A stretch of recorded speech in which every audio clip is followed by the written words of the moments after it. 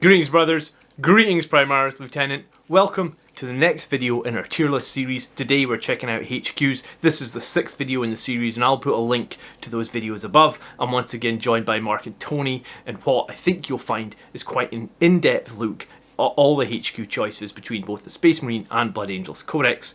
If you get any value out of this video, I'd love it if you could hit that like button, and if you want to see more Blood Angels content every week, then please consider subscribing. I will catch you in the next video, brothers. By the blood are we made strong.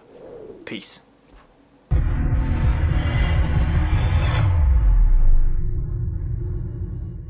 Alright, thank you guys for joining us. Once again, I'm here with Mark and Tony, and we're going to be breaking down the HQ list. It's going to be another longer video because we have 30 different HQs. We're going to try and bundle some of them together where we can to make things a little bit quicker. And I guess with that said then, the first 5 in this list were the Captain in Gravis armor, the Captain in Phobos armor, the Captain on a bike, the Captain with the heavy bolt rifle, and then I guess we also have the Primaris Captain as well. So 6 different captains we have choices of. I guess why don't we start with the regular captain, and then I guess let's see where the conversation goes. Mark, why don't you start while Tony opens his bottle of Vitae? His bottle of blood. Yeah, cool. So we're going to do captains. We've got to do it properly. Yeah, sounds fair. So your captain right away is a critically important part of any list. The rerolls he brings is just insanely good. Rerolls once to hit, or to be upgraded to Chapter Master for reroll, all to hit rolls for the aura that it grants, or for the 1 unit per turn for being the Chapter Master buff. You can buff these up with a huge amount of different weapons, different amount of equipment, warlord traits, artifacts. They're ridiculously customizable. You can have force multipliers, you can have missiles on bikes or missiles on jump packs.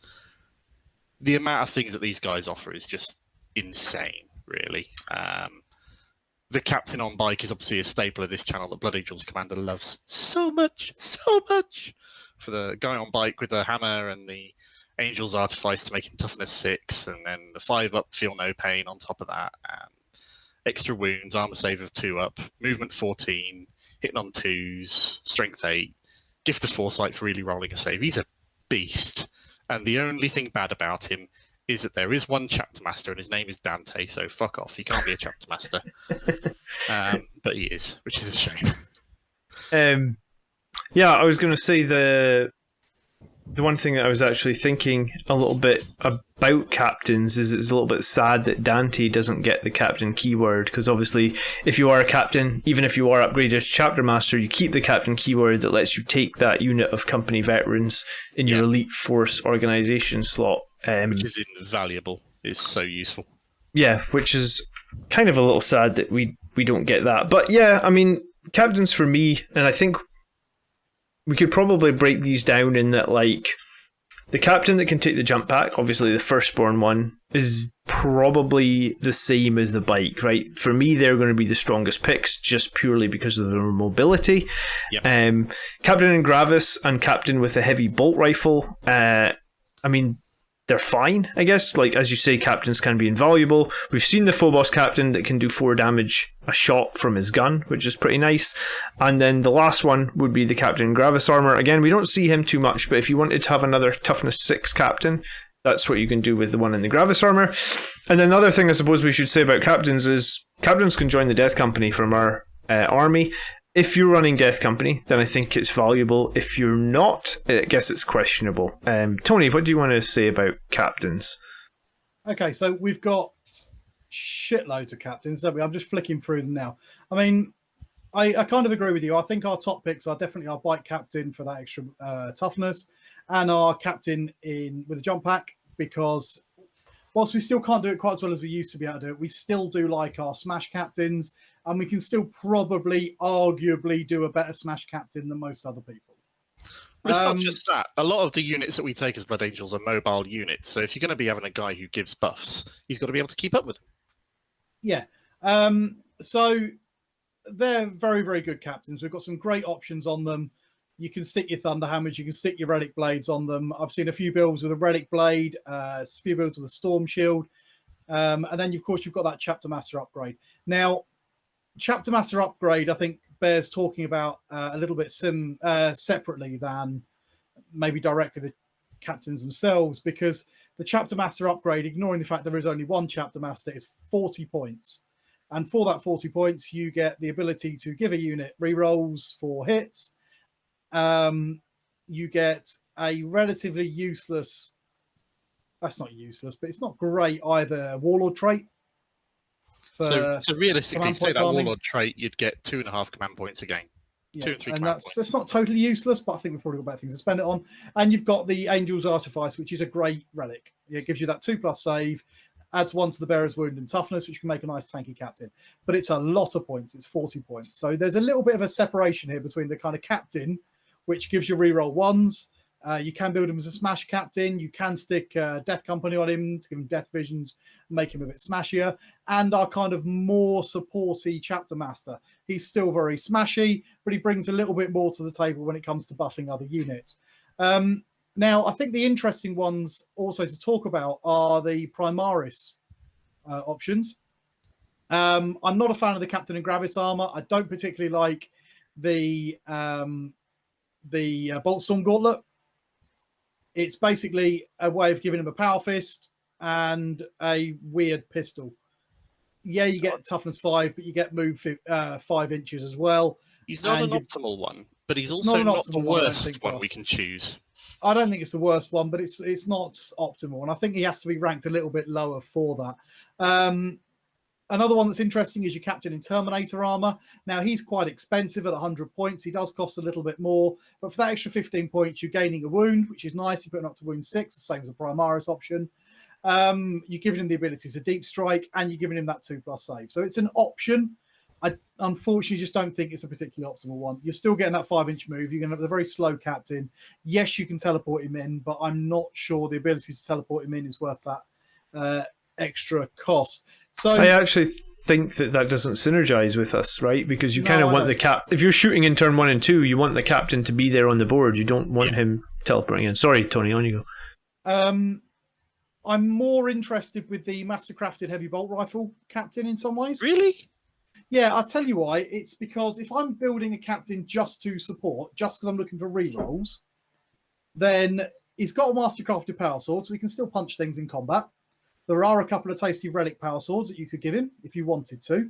You've got that extra point of toughness. You're at toughness 5, which you could, if you chapter master, take up to toughness 6, the same as your bike captain. You've got another wound over your bike captain. So if you gave him the chapter master relic, you'd have an 8 wound captain with that heavy bolt rifle, who, if you wanted someone to buff gunline units, which is a thing you can do. I'm not saying you should do. I'm not saying very Blood Angels. You've got that option. I think he's probably, if you wanted a static captain, one of your better choices.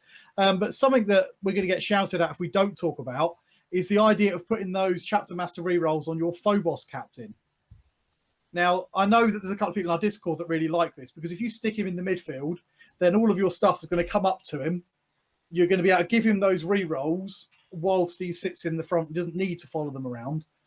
And he can be quite nasty with the with those kind of, like, you can give him that damage 4 sniper rifle basically, which is only strength 4, but give him gift as well for rerolls. That can make quite tasty, and I know people are fond of them. So I think we've got an awful lot of options, but we really need to start trying to rank them, I think. And that's going to be the tricky thing. So for me, at the top of your tree, you've probably got your bike captain and your jump pack captain. I think there are primary picks. Yeah, I think I agree with that. Bottom of the tree, I'm thinking maybe the Gravis captains. So if you're taking a captain in Blood Angels, you're taking it for one of 3 different things. You're taking it to fight and kill stuff, you're taking it to buff the rest of your units, or you're taking it to do a bit of a mix of the 2, really. And you can increase its loadout through relics, warlord traits, weapons, the particular captain you're taking, to go anywhere between that spectrum, essentially. The bike one is one of the killiest, I'd say. The jump pack one is one of the killiest on the strength of its mobility alone and the versatility of loadout you can give it. It's really good. Your Gravis with sword, or your Primaris Blade Guard Captain. Slow, but very killy. Very killy.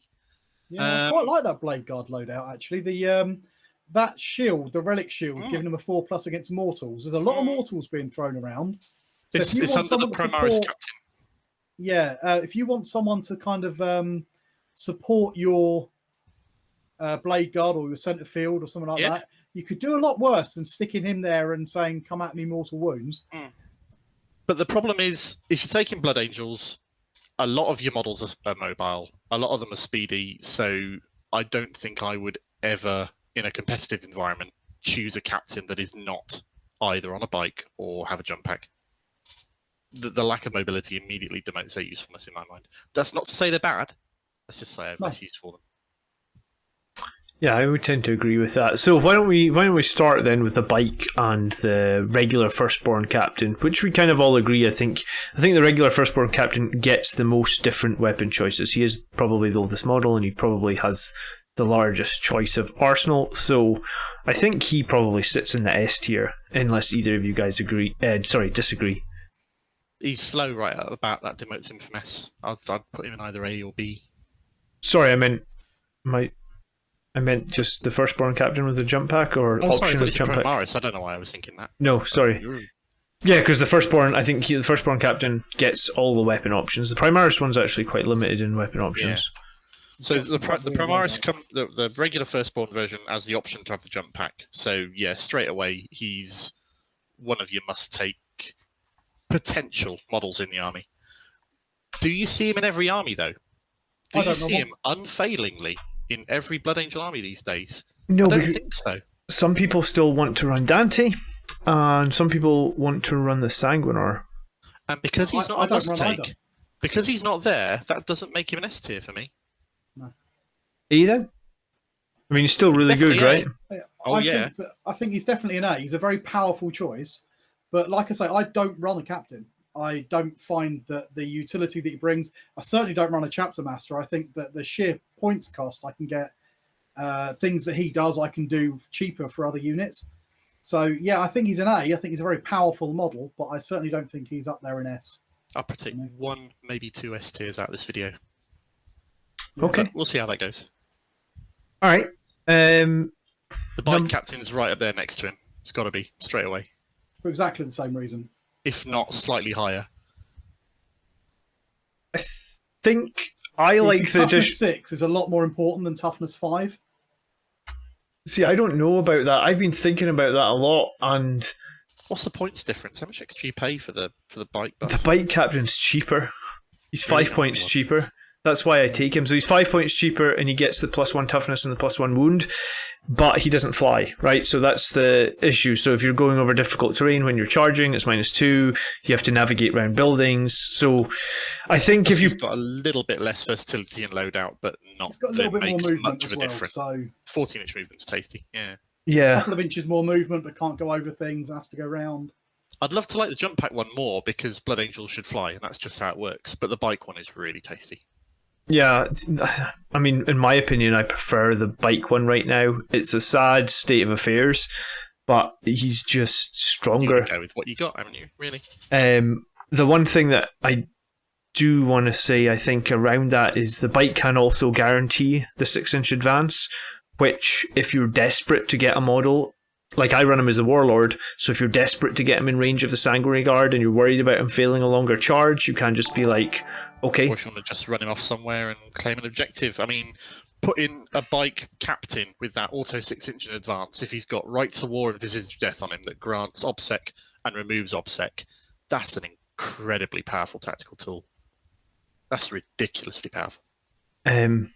Yeah, so bike and jump captain are both in A. Why don't we look at like a regular Primaris captain next? So he's the one that he can take a plasma pistol and a power fist. He can take that relic shield, and it's a heavy bolt pistol and a mastercrafted power sword. Or his default loadout was the mastercrafted auto bolt rifle and no melee weapon. I'll put him in B. He's useful.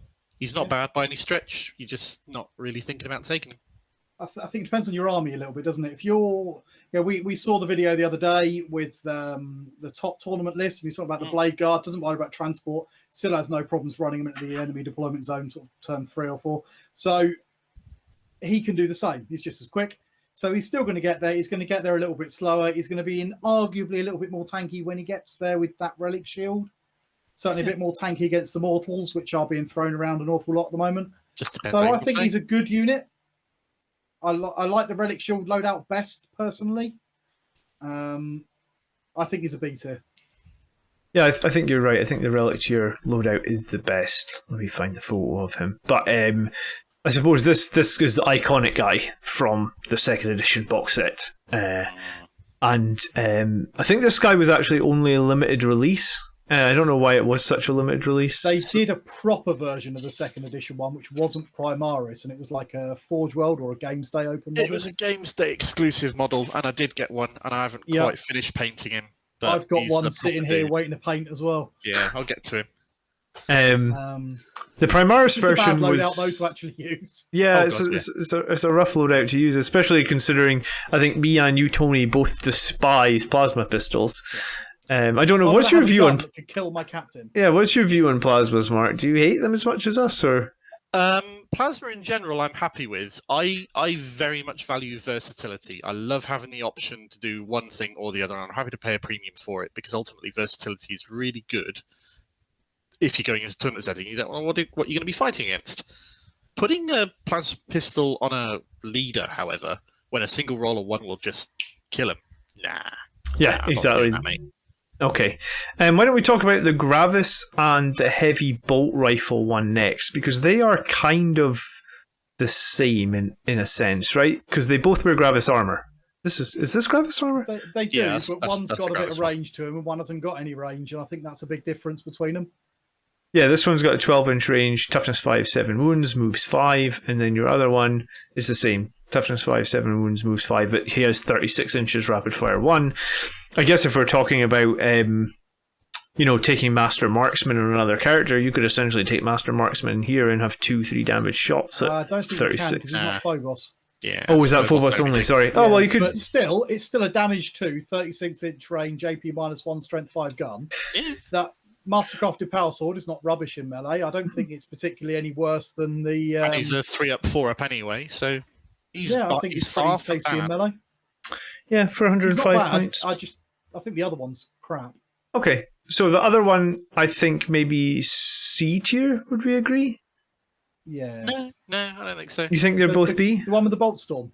Yeah. The one with the Bolt Storm Power Sword option. Yeah, he's not bad. No, he hasn't got. Oh, he has got Power Sword. Yeah, he's got a Bolt Storm and a. Yeah. He's nice and versatile. He definitely doesn't suck. I wouldn't take him, but he doesn't suck. There's definitely uses for him. Okay. Well, the heavy bolter one, I think. I'm calling it heavy bolter now. Yeah. Okay, and then the final cap. No, there's 2 more actually. Sorry, I didn't think we talked about.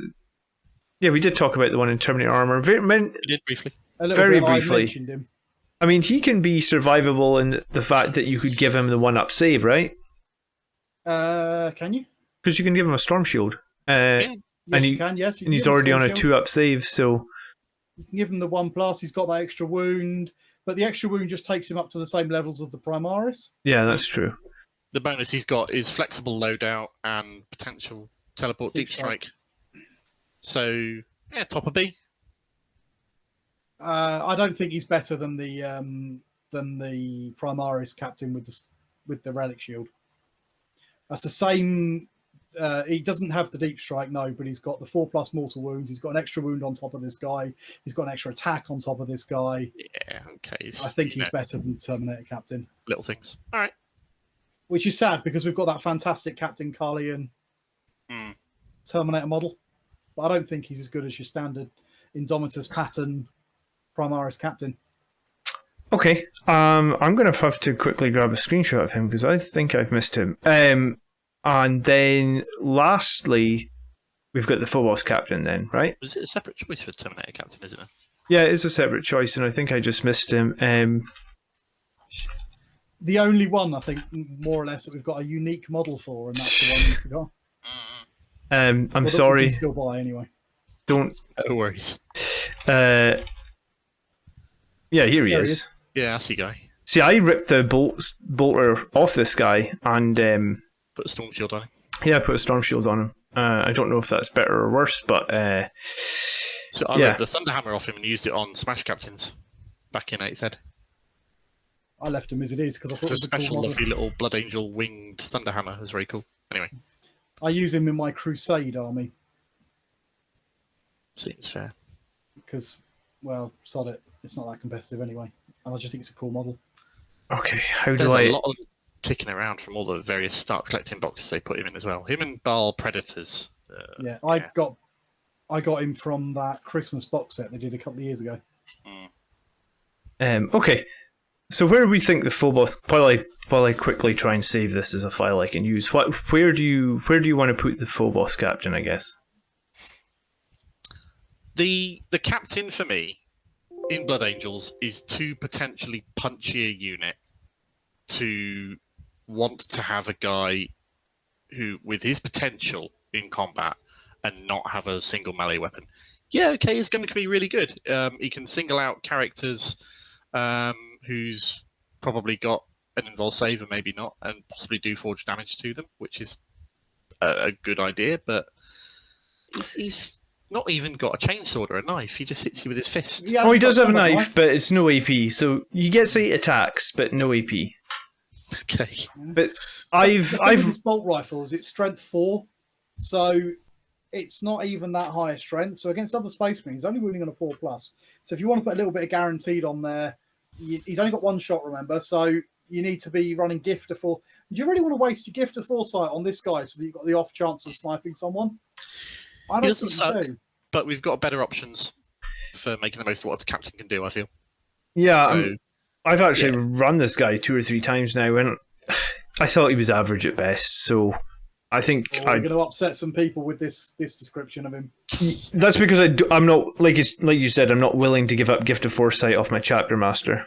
I own one. I run him in every single list I use, painted black with the Raven Guard logo on his shoulder. I'm not running in Blood Angels. Yeah. I mean, the 4 damage is really tasty. You know, like when I played against Death Guard, we sniped I killed both his Psychers in turn 1 and turn 2.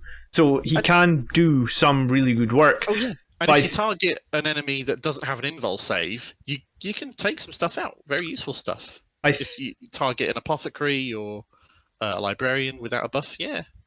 I think I put him in B, similar to those 2 Gravis captains. Like, Yeah, I think he's down there in B. I don't think he's better than the Primaris Storm Shield, Relic Shield captain.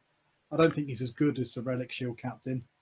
yeah, do you know what? Someone in Discord just yesterday or something said, hammers are my Melthas. And I think this is kind of true for this guy in that, like, he just gets 1 shot, right? So if you have a guy with, like, the Thunderhammer here or one of these swords, you're arguably going to do more because you get, like, 6 attacks, right?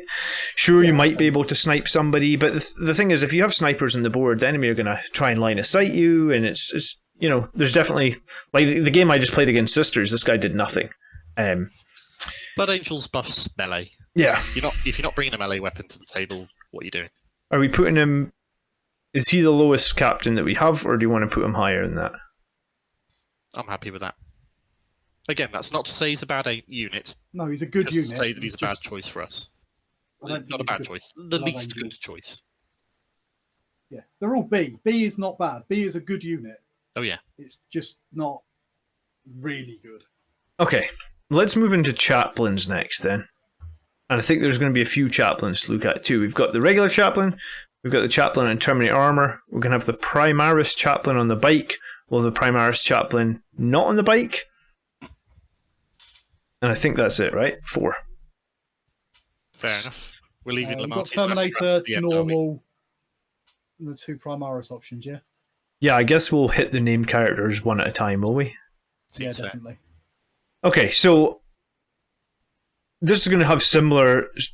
It's going to have some similarities to Captain, right? This guy is going to be the most mobile. The one on the bike is going to be the most survivable. The Primaris Chaplain is fine if you don't need him to be super mobile. And what was the 4th one? The Terminator one is good, I suppose, if you're running Terminators. Tony, why don't you go while I pull up some Chaplain stats? Okay, so I I mentioned earlier that I don't run a captain, and one of the main reasons I don't run a captain is that I run a chaplain. With these litanies, they're not guaranteed, but you can boost him up there with the Master of Sanctity to give him the 2+. You can use CP to make sure he gets it off if it's really important. I'm a big fan of chaplains. I love that Blood Angel one with the wings. It's such a beautiful, beautiful model. He's a little bit limited in weapon options. I probably wouldn't take a Power Fist. It's quite expensive to stick a Power Fist on him. The Jump Pack is an expensive option, takes up to 105 points. But as we said, it gives him a lot of mobility, so you can get his auras out to where you need them. I'm a really big fan of the Primaris on a bike option, and I'll talk about him a bit more in a second. I think the Terminator option is a bit like the Captain with the Terminator armor. Giving him that 5+ invuln doesn't matter because he's got 4+1. Giving him the Deep Strike, it's handy, but maybe it'd be handier to keep him moving. Really what you're paying here is 15 points to give him an extra wound over the standard one, or you're paying 10 points less to give him Deep Strike, but not a Jump Pack, and 1 less wound than the Jump Pack one.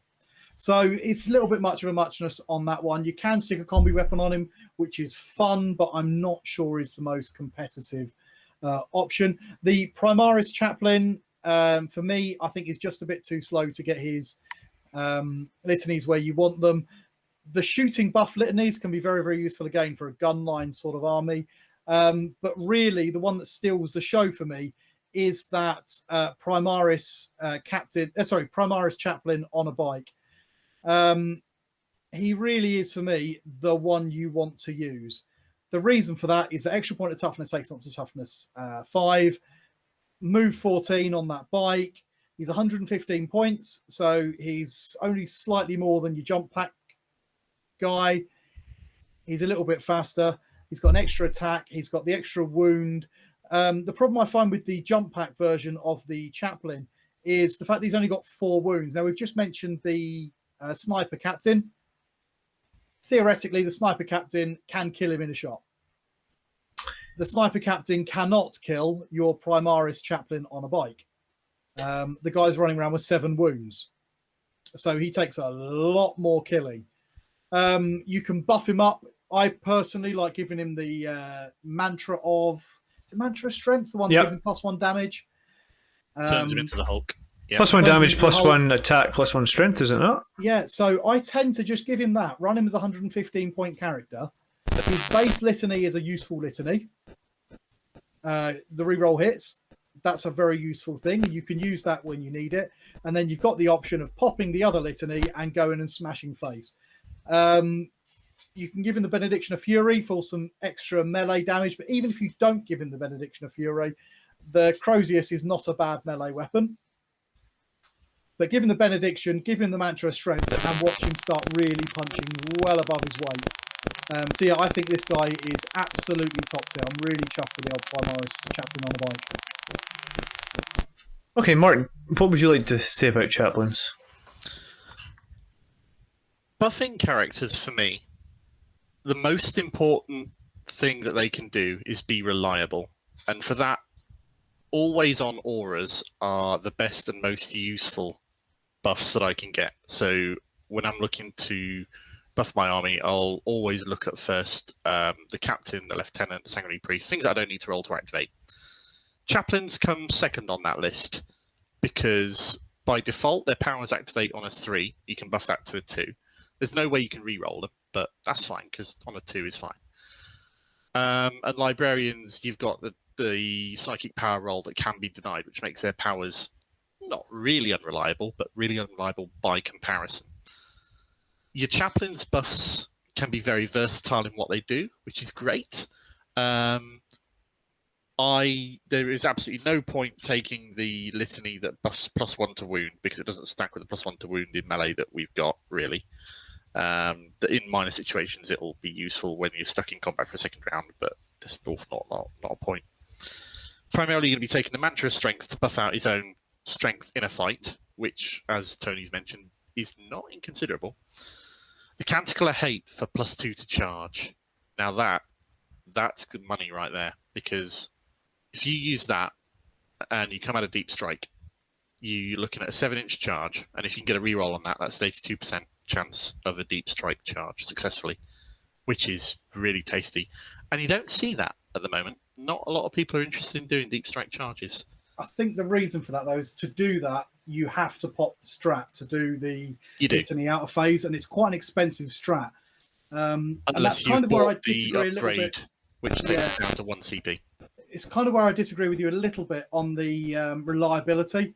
And I feel that if you really want it to go off, you can have it go off.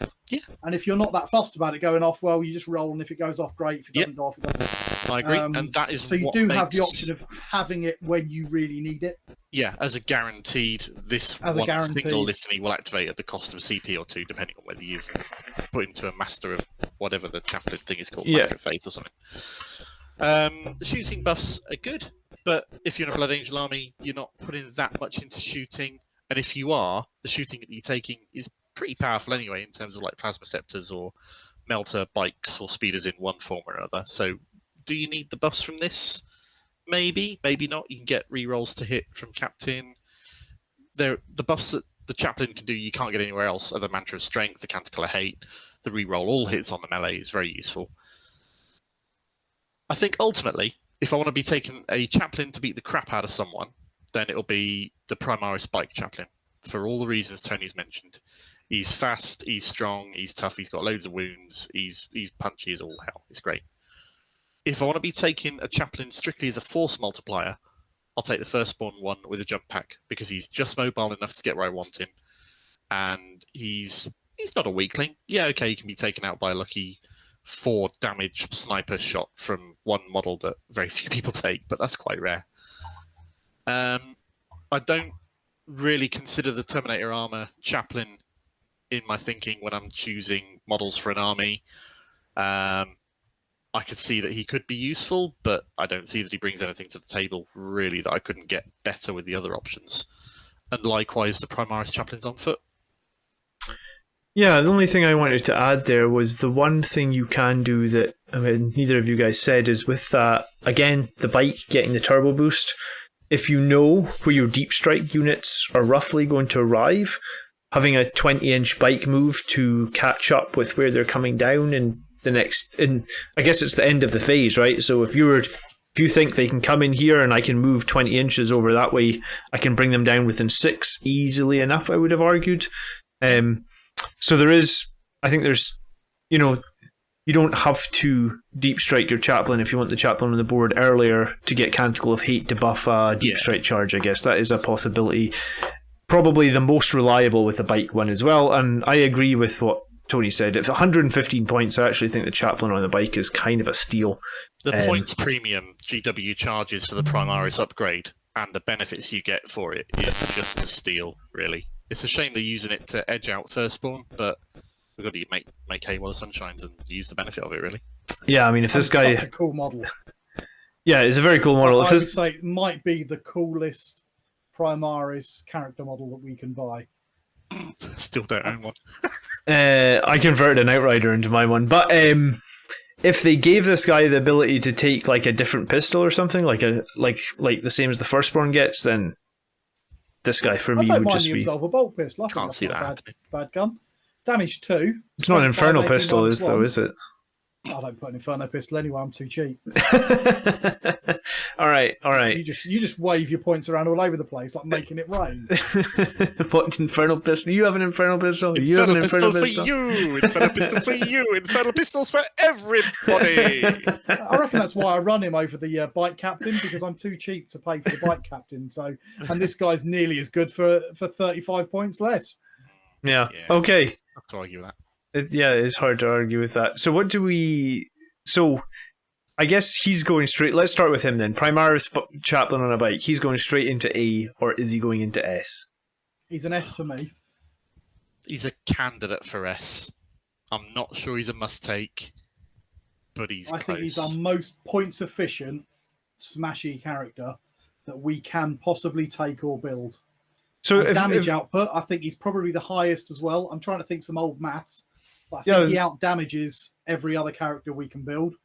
So I was going to say... the fastest character, and he can be the toughest.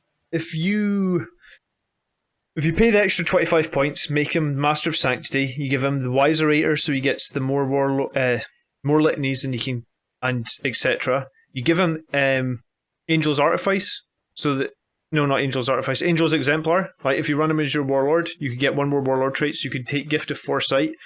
Could you also still take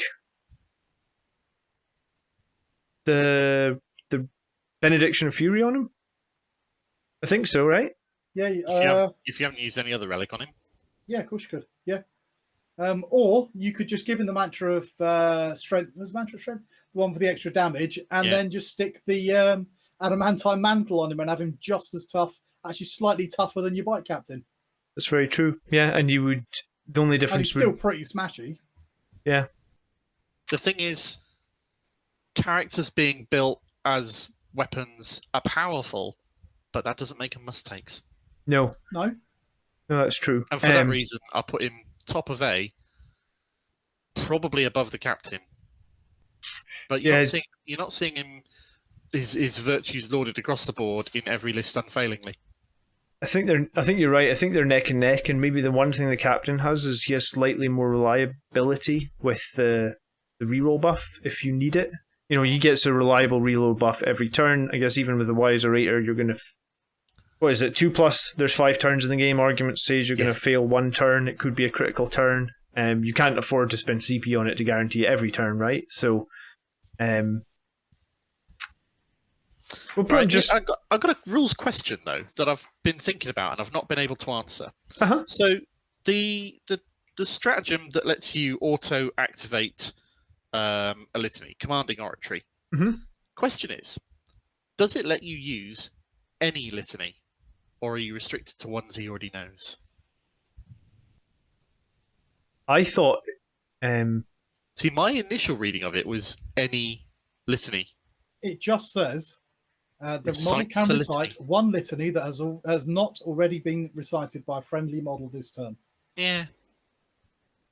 That's what it says. Now, let me get my Space Marine Codex out and just double check that Wikipedia is not... Page 103. That does sound like you could recite one that you do not know. Rules as written, anyway. Rules as intended, you probably couldn't. Yeah, but... I think you're right. I'm not sure, because it's an epic deed. Yeah, I suppose if you think of it as an epic deed, then yeah, maybe. The way I read it... specifications is one litany that has not already been recited. Yeah, so I can't see anything that says you can't just pick any old litany. And here, by that argument, and correct me if I'm wrong here, could you cast 2 litanies and then do this as well? No. The model has not recited a litany this turn. Oh, right. Can't have recited anything prior to doing the commanding oratory. Ah, okay. Well, then, yeah, probably... One thing I'm not sure about, though, is if you are unsuccessful reciting a litany, does that count as you recited a litany? Yeah, reciting is making the dice roll. Whether it's successful or not doesn't matter. If you recite it, you roll the dice. I see. But that is kind of interesting. I don't know. Maybe leave us a comment down below on what you think, and we'll definitely check the comments. Thanks for answering all the comments from last week's video, guys, because I saw you guys jumping in and helping out. So, yeah, I think based on the points difference here, in that the Chapter Master is a good chunk of points more, he is a tiny bit more reliable. I think these could go either way round, really. They're both right up there, very top of A. Yeah. We said that the one on foot, the Primaris Chaplain, was kind of the weakest. Is he moving into the bottom of B then?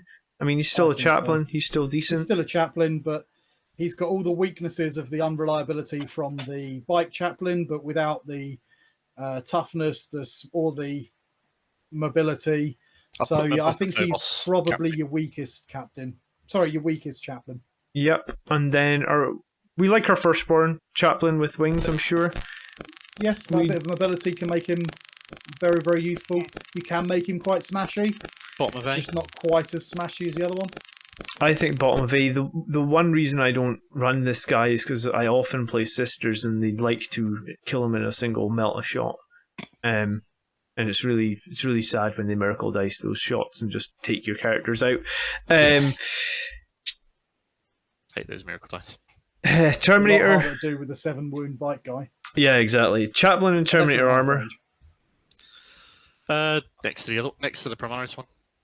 I think he's pretty interchangeable with the Primaris one. He's got that deep strike, which makes him Slightly arguably better. a little bit better. He's got a flexible loadout. Yeah, maybe just the one above that one. Yeah, that's cool. I was going to say, does he pick these other two Phobos because of his deep strike? I think he's better no? than the Bolt Storm Phobos. I think he's the weakest of the.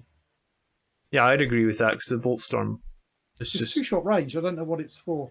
Well, that the Bolt Storm captain is the Yeah. same captain as the one who can be a Blade Guard captain as well. So No, it's not. No, it's not. No, it's not. It's this one. It's not?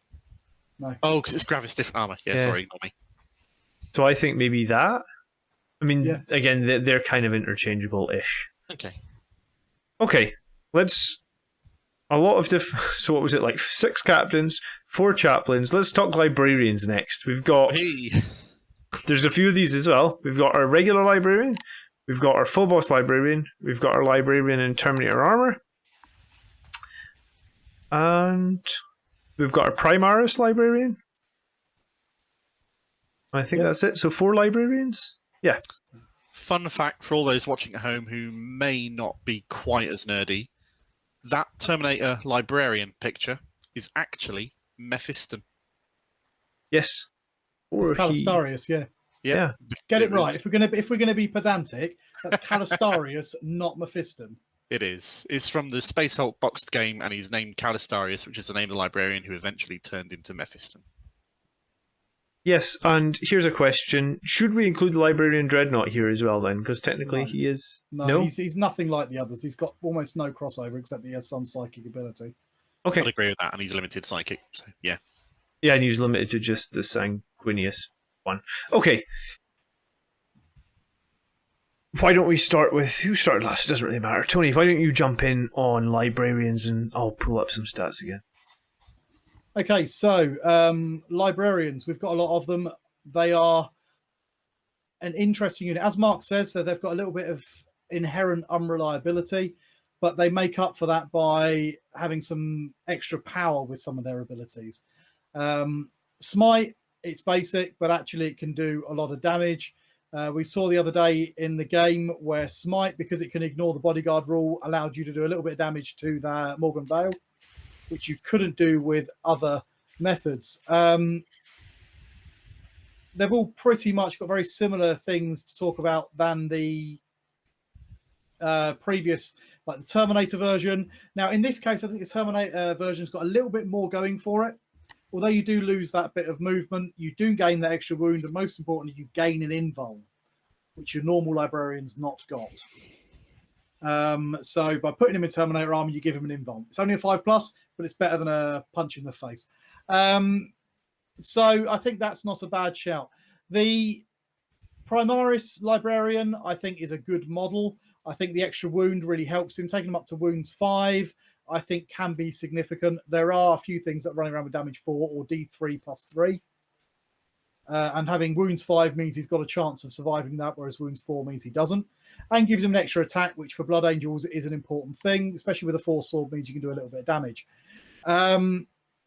The standard librarian, I think, is probably our top pick at the moment, especially sticking a jump pack on him. Stick a jump pack on him, make him your warlord, give him null zone and let him follow your sanguinary guard around and let them delete things is a very valid tactic.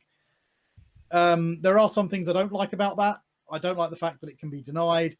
I don't like the fact that you have to make him your warlord, and I don't really think there's any warlord traits I particularly like running on my librarian at the moment. I've been experimenting with running him without any, and I'm pretty happy with the way he's performed. I don't put any relics either. I've just kept him cheap, and he's done more or less as good a job. You can upgrade him. You can give him the chief librarian, but like we said with Dante, there is a chief librarian. It's Mephiston. You can also give him an Infernal Pistol if you're not cheap. You can also give him an Inferno Pistol if you want to wave your points around. You can also give him a Combi Melter, which is arguably better. Because you've got that little bit of extra range, and you've got the other half of the combi weapon, which is not rubbish. I think the big thing to discuss with these guys also is their choice of disciplines. So I haven't mentioned the Librarian and Phobos armor, and the reason is I think although he's got one of the best models, I think he's got the worst discipline. You know, I was spending a bit of time with Obscuration discipline, and there's a couple of things in there that are not rubbish. I think the hallucination, -1 from your opponent's hit rolls, Tenebrious Curse, that can be quite nice. Subtracting 2 from advanced rolls and charge rolls can be quite significant, and you chuck in a free wound. And even Temporal Corridor to allow someone to move in extra time. But they're not great powers. They're pretty situational. And being locked into just that discipline, I think, drops the Phobos Librarian to the bottom of the pack. The fact that, you know, if you could still keep the Phobos ability to deploy him where you wanted to, and the Phobos keyword for Phobos strats, then I think he would be good if he could take the other disciplines. But not being able to, I think, drops him to the bottom of the pack for me. I really like the Terminator Librarian, partially because he's got a great model, but also because you do get to give him that 5+. The Sanguinary discipline is a little bit limited. The Shield of Sanguinius is very good, but only in 1 unit. I like sticking it on things that are hard to keep in an aura, like flyers. So I'm going to stick that on my Thunderhawk to give it an unveil, which you can't really easily do with Psychic Fortress. Does it have void shields? Sorry? No, it doesn't. Oh, okay. The Stormbird's got void shields, but the Thunderhawk doesn't. It's got a big honking gun instead. So I think they're all good options, but I don't think they're arguable whether they are super top picks. Not Temporal Corridor. What's the one that lets you fight first? Veil of Time. Veil of Time's a great power. Psychic Fortress is a great power. Null Zone's a great power. Smite is always handy having a few smites about. Yeah, so they've got some good powers, but I'm not sure they are absolute must-takes. Might of Heroes is a good power as well. I kind of like Might of Heroes, especially. I suppose if you have a character, you have to remember Might of Heroes just affects a single model, so it's better on a character. But yeah, Mark, is there anything you want to add about Librarians? If I'm going to take one, it's going to have a jump pack on it for the aforementioned mobility reasons that I mentioned on the previous couple of HQs. The Chief Librarian upgrade is pretty good. You get an extra power, you get to cast an extra power, you get an extra deny, which is nice. Oh no, you don't get to cast an extra power. You get to deny an extra power, but you know one more, yes. Yeah, that's right. The Warlord trait allows you to +1 to your psychic test, so extra reliability there is always useful and inherently will make it harder to deny, which is great. The Neural Shroud relic, a little bit less interested because increasing your deny range is, well, you can already deny that far, but increasing the range of your psychic code bonus to deny is not massively useful a lot of the time. I could find better relics to use. It's a bit situational, isn't it? Yeah, far too much so. The way I see it is if you want to buff your army, you take a Librarian with the basic Space Marine Librarius discipline and you use Null Zone, Psychic Fortress, Veil of Time, maybe Might Heroes. If you want to make a Librarian that kills stuff but good, you put Sanguinary Discipline stuff on him instead. And I think you can make the most out of that with Quickening, maybe even Wings Sanguinius, Unleash Rage, all that sort of stuff. Yeah, I don't think many people consider these Librarians for the Sanguinary discipline. I mean, I think you touched on Unleash Rage would be the one power that jumps out at me, and being able to give a unit exploding 6s. But the question, I suppose, there is... It needs to be a big unit with a lot of attacks in order to make the most out of it, really. And it has to... Same with Quickening. There's a lot of... Quickening's great. Oh, Quickening's just generally useful, yeah, exactly. But you wouldn't put it on a 95-point Primaris Lieutenant, Librarian, sorry, because although he's your best choice for it, he's got the most attacks, he's still not going to be that killy for 95 points. No, there are better things to do that with. Yeah, which we'll come to. If you want to use psychic powers to buff your army or debuff the enemies, then the mobility is key, so the Librarian with jump pack is right up there with me. I agree completely with your assessment of the Phobos one. He's all right. He's just not really for us, really. And the other Librarians I barely consider because I just kind of have blinkers on for the jump pack one. Yeah, I think I hear you. So this year I made both a Librarian in Terminator armor and a Librarian in the jump pack, and the Terminator one does survive more. I don't know if you saw the game where Andrew hit it with 6 multi-meltas and I rolled 6 5+s. So that was pretty nice. I mean, doesn't happen very often. You've got but the option, which you don't with the others. yeah. Yeah. I think I lost that game anyway, but regardless, I think most top players will swear by the jump pack one, as you said. I think that is probably our A tier pick. I think the one with the Terminator armor is maybe sitting in behind him as like a high B, and then the other two are a bit further down. I don't think I've got anything to add there, except I tend to feel like if you are taking this Librarian, you're going for the Librarian discipline. If you want to do the Sanguinary discipline, I guess like I'd be thinking about probably your Librarian Dreadnought. Yeah. So our regular firstborn Librarian who can take the jump pack, he I think slots into the A tier here. I guess based on what you guys said about reliability, the captain is more reliable than the chaplain, who is more reliable than the Librarian. Is that how you see them fall down? Yes, but given that the other chaplain and captain are that bit higher up, if I've already taken a captain and a chaplain, I'm unlikely to double up on them, so I'm more likely to pick a Librarian. Oh, then again, Yeah, I think you jump pack Librarian over the jump pack chaplain, to be honest. Really? You run? Yeah, I think you I'm run more both? likely to run one. I thought you just run a chaplain and not a Librarian. This is I do interchangeable. like my flying Librarian, actually. It depends how I'm feeling. Like Tony said, the powers that the Librarian brings can be incredibly powerful and useful, but you associate that with the risk of them not happening. The chaplain's more reliable, but a little bit less potent, so bit horses for courses there in that regard. Okay. The Terminator Librarian up here somewhere? IB in the... I think Again, he's high B. I don't know that he's better than the Primaris Blade Guard captain. Yeah, that feels right. That feels right to That me. there, I think, is probably about right. okay, and then our Primaris Librarian... I'd sit him with the Primaris Chaplain, to be honest, because he's pretty similar with him. And then the Phobos one, I'd stick down there at the bottom with the Phobos Captain. Is the Phobos Captain not... No, I think he's worse. I think he's C. I was going to say, he's super situational. The only time I tried to use the Phobos Captain, and I used him in one game, was to mess up like a Catan coming in that I knew that I was going to have to deal with. Yeah, I think he's C. 3 of his powers buff other Phobos units, and other Phobos units just aren't killy enough to warrant being buffed in that way, which is a shame. Yeah, so the only other thing I could see the way you could use him is you could have him with a concealed deployment with like a tactical war suit, and maybe, you know, make it that the enemy can't shoot the tactical war suit or something because there's like some infiltrators or incursors closer, but like it still does feel like it's a niche pick at best, right? Yeah, you're working hard to get him useful. Yeah. Indeed. Okay. He's not working for you, you're working for him.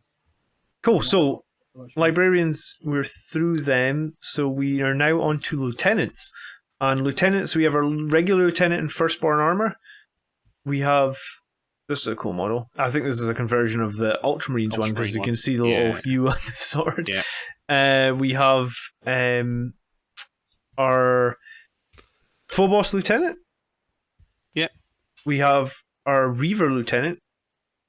I don't actually know many people that own that Reaver Lieutenant. And then we've got our He only came Primaris. in the Shadow Spear box, didn't he? Yeah, I think he got... Was that him, or...? Yeah, he no, the one that came in the Shadow Spear box was the Phobos Lieutenant, this one, because I've got that one. I never got the Reaver Lieutenant, because we all know Reavers are kind of... So we haven't got a picture for first. I want to convert him into the Doom here he is. This is the first one. That's Primaris. Look at his knee. Look at his knees. Oh, okay. I guess I thought this was our firstborn lieutenant. For the purposes of this, we'll use him as the first. Yeah, it's fine. I don't think there actually is a dedicated, specific firstborn lieutenant unit. You tend to convert him out of whatever hell else you got lying around, really. Yeah. All right. Why don't you start on lieutenants, Mark, and I'll pull up some of their profiles. In theory, he ranks just below a captain for me because his rerolls are reliable. You don't have to worry about them being cast or anything like that, or being denied. And rerolling ones to wound is really good. There's only one other place you get it from us, and that's using the ancient stratagem through a dreadnought. I'm surprised that we don't use lieutenants more often, but equally so, I'm not surprised because every time I try and fit him into an army, I'm looking at how many HQ slots I've got, and I'm looking at whether you can give an invul save, which you can't. You can't take a Storm Shield. He doesn't have one native. And the utility I get from the other HQs that can have invul saves or have them natively, or the powers that they bring, basically edge him out, which is a real shame. I want to find more spaces for him, but I find myself wanting to take a Chaplain instead, or a Librarian instead, because of the utility they bring over just the simple buff. Yeah, the only way you could do that is the Primaris Lieutenant that came in the Indomitus box. Pattern Lieutenant does get a 4+ invul. Okay, yeah. He's Or you can 90 points for Artificer Armor or whatever else, yeah. He is 90-point Lieutenant, though, because he has to take the Neo-Volkite pistol as well, and for some reason on this model it costs 15, whereas on but the Storm Shield's free, so that's 5 right, points okay. It's kind of included in the cost, yeah. Yeah. But I actually ran this guy. He was one of the first videos I did on the channel. I actually thought he was kind of okay. 4 attacks, I guess 6 on the charge. He has got that Mastercrafted Power Sword. The pistol isn't horrible in that it can do 4 damage. Mortal wounds as well. Sorry, just butting in there ever slightly. The other thing you've got to think is by taking him in your army as well as the other things, are you going too character heavy for assassinate targets, which is another thing you've got to weigh up. Yeah. So, well, let me just say a little bit, and then I'll let you jump in, Tony. No, that's fine. Yeah, for me, I actually, thinking about this now, I actually feel like sometimes my army does miss reroll to wounds, and I definitely don't cast Wisdom of the Ancient as much as I probably should. I used to run a Lieutenant a lot, I guess before we got our 9th edition Codex, and like I said, the one that I ran was this Primaris Lieutenant with the Invulnerable save. I don't tend to really rate characters that high without invulnerable saves, especially ones that can just maybe move 6 inches. I always feel like something's got to give, right? If most of your army is jumping forward, you end up leaving a character that's just running, trying to keep up or something. It can be a bad deal. I generally don't like the Reavers because they have no AP on their melee weapon, and we are kind of a melee-based army. And then the Phobos one, again, I think I haven't run this guy, so I don't have too much experience with him. But why don't you go, Tony? What did you want to say about lieutenants? Okay, so I think something that we haven't touched on yet is the fact that you can have 2 for 1 on lieutenants, which is actually quite powerful. So I've been thinking about this, and I've been thinking that apart from assassinate is a bit of a problem, but you could take your standard lieutenant and give him a jump pack and give him a lightning claw or 2 and have him running around as a little bit of a fairly cheapish blender. That's not a useless use of him. You could then have your Indomitus Pattern Lieutenant, and he could be sitting hanging back a little bit with your Blade Guard, giving them all reroll 1s. Now, the reroll 1 to wound is mathematically the same as the reroll 1s to hit.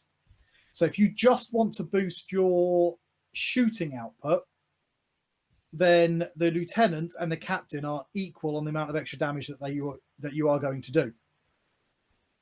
So because what you're paying extra for your captain is that extra combat ability. So if you're just looking for someone to boost up your core shooting units, then bringing a lieutenant is not a bad idea. And if you bring your lieutenant with the Indomitus Pattern, you've also got a fairly nasty little counter charge who's quite tough to kill. Now, the Phobos Armor one, I think, is a bit crap, to be honest. The Mastercrafted Oculus Bolt Carbine is rubbish.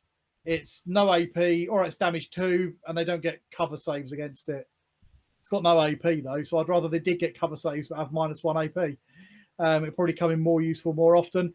The Reaver Armor one has got one thing going for him, and that's that he's an awesome model. And I've got in my head that I could convert him into a Doomslayer. Yeah, there is one more thing going for him that we haven't mentioned yet. And I've tried to find a use for this, but I've yet to been able to fit it into a list and make it work.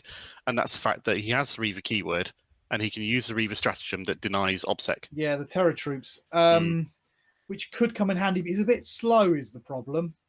He's a Because reaver. you He can't- can infiltrate in or wherever. He He can can, come in but wherever if he he's wants. infiltrated somewhere where there's nobody that you want to take away their obsec, you've got to run him over to it. And maybe would there be a quicker way to do that elsewhere? Because I've been thinking about that as well, and I think, well, they know he's there now, so they're going to put the thing over there. But you don't just have to infiltrate him. He can start in No. reserves. True, but yeah. So I think probably both of the Phobos versions are a bit rubbish. I think the Storm Shield Indomitus Pattern 1 is actually pretty good. You could bring 2 if you really wanted to. And the fact that you can take a 2-for-1, meaning that you can bring 1 to fly around on jump pack if you wanted to. Now, there's nothing to stop you having 1 flying around on jump pack, making him your Warlord, and having him give all your Sanguinary Guard +1, and then bringing a flying Librarian with Null Zone, because you're not going to lose his invulnerable save, he hasn't got one. And having a real horrible little Death Star there. I think you're spending a lot of points for something there, but it's a thing you could do. So turn your Sanguinary Guard into even more of a blender than they already are. It's true. yes, you'd make one hell of a Death Star if you did that. You could Psychic Fortress your way up there, and then switch over to Null Zone when you're ready to stab things. Yeah, that's very true, actually. The reroll 1s on wounds that we used to get from the banner from the Ancient with the Sanguinary Guard was super strong back then. Yeah. You know, and that was when we didn't get the additional strength. Like the sword and the axe were 1 less strength last edition. And I always thought the reroll 1s on the wound was so much more powerful than what they changed the banner to, which was like add +1 to hit, right? Yeah. So giving them all reroll 1s to wound and +1 to hit, that's not rubbish. That's not rubbish at all. Is it? No, especially now with axes. I mean, if you were fighting against these new orcs, you're going to probably be wounding on 2s, or even against Death Guards, you're going to wound on 2s, right? Because you're going to be strength 6, so you'd wound on 3s +1 from Red Thirst, re-rolling 1s. You're almost guaranteeing your hits and wounds at that point. I think if you have... I did some maths on this, and I think if you hit on 2s, re-roll 1s, you have like a 90% chance on every roll, or I think it's like 95% chance. So 95% chance to hit, 95% chance to wound. It's pretty nice. The last thing is, of course, you can make him full, and then you can use that ridiculous that ridiculous death vision, which means you sacrifice all of your attacks to potentially do mortal wounds, which I think looks cool. Yeah, and it's 10 points for a reaver. 10 points for Lieutenant to join the Death Company.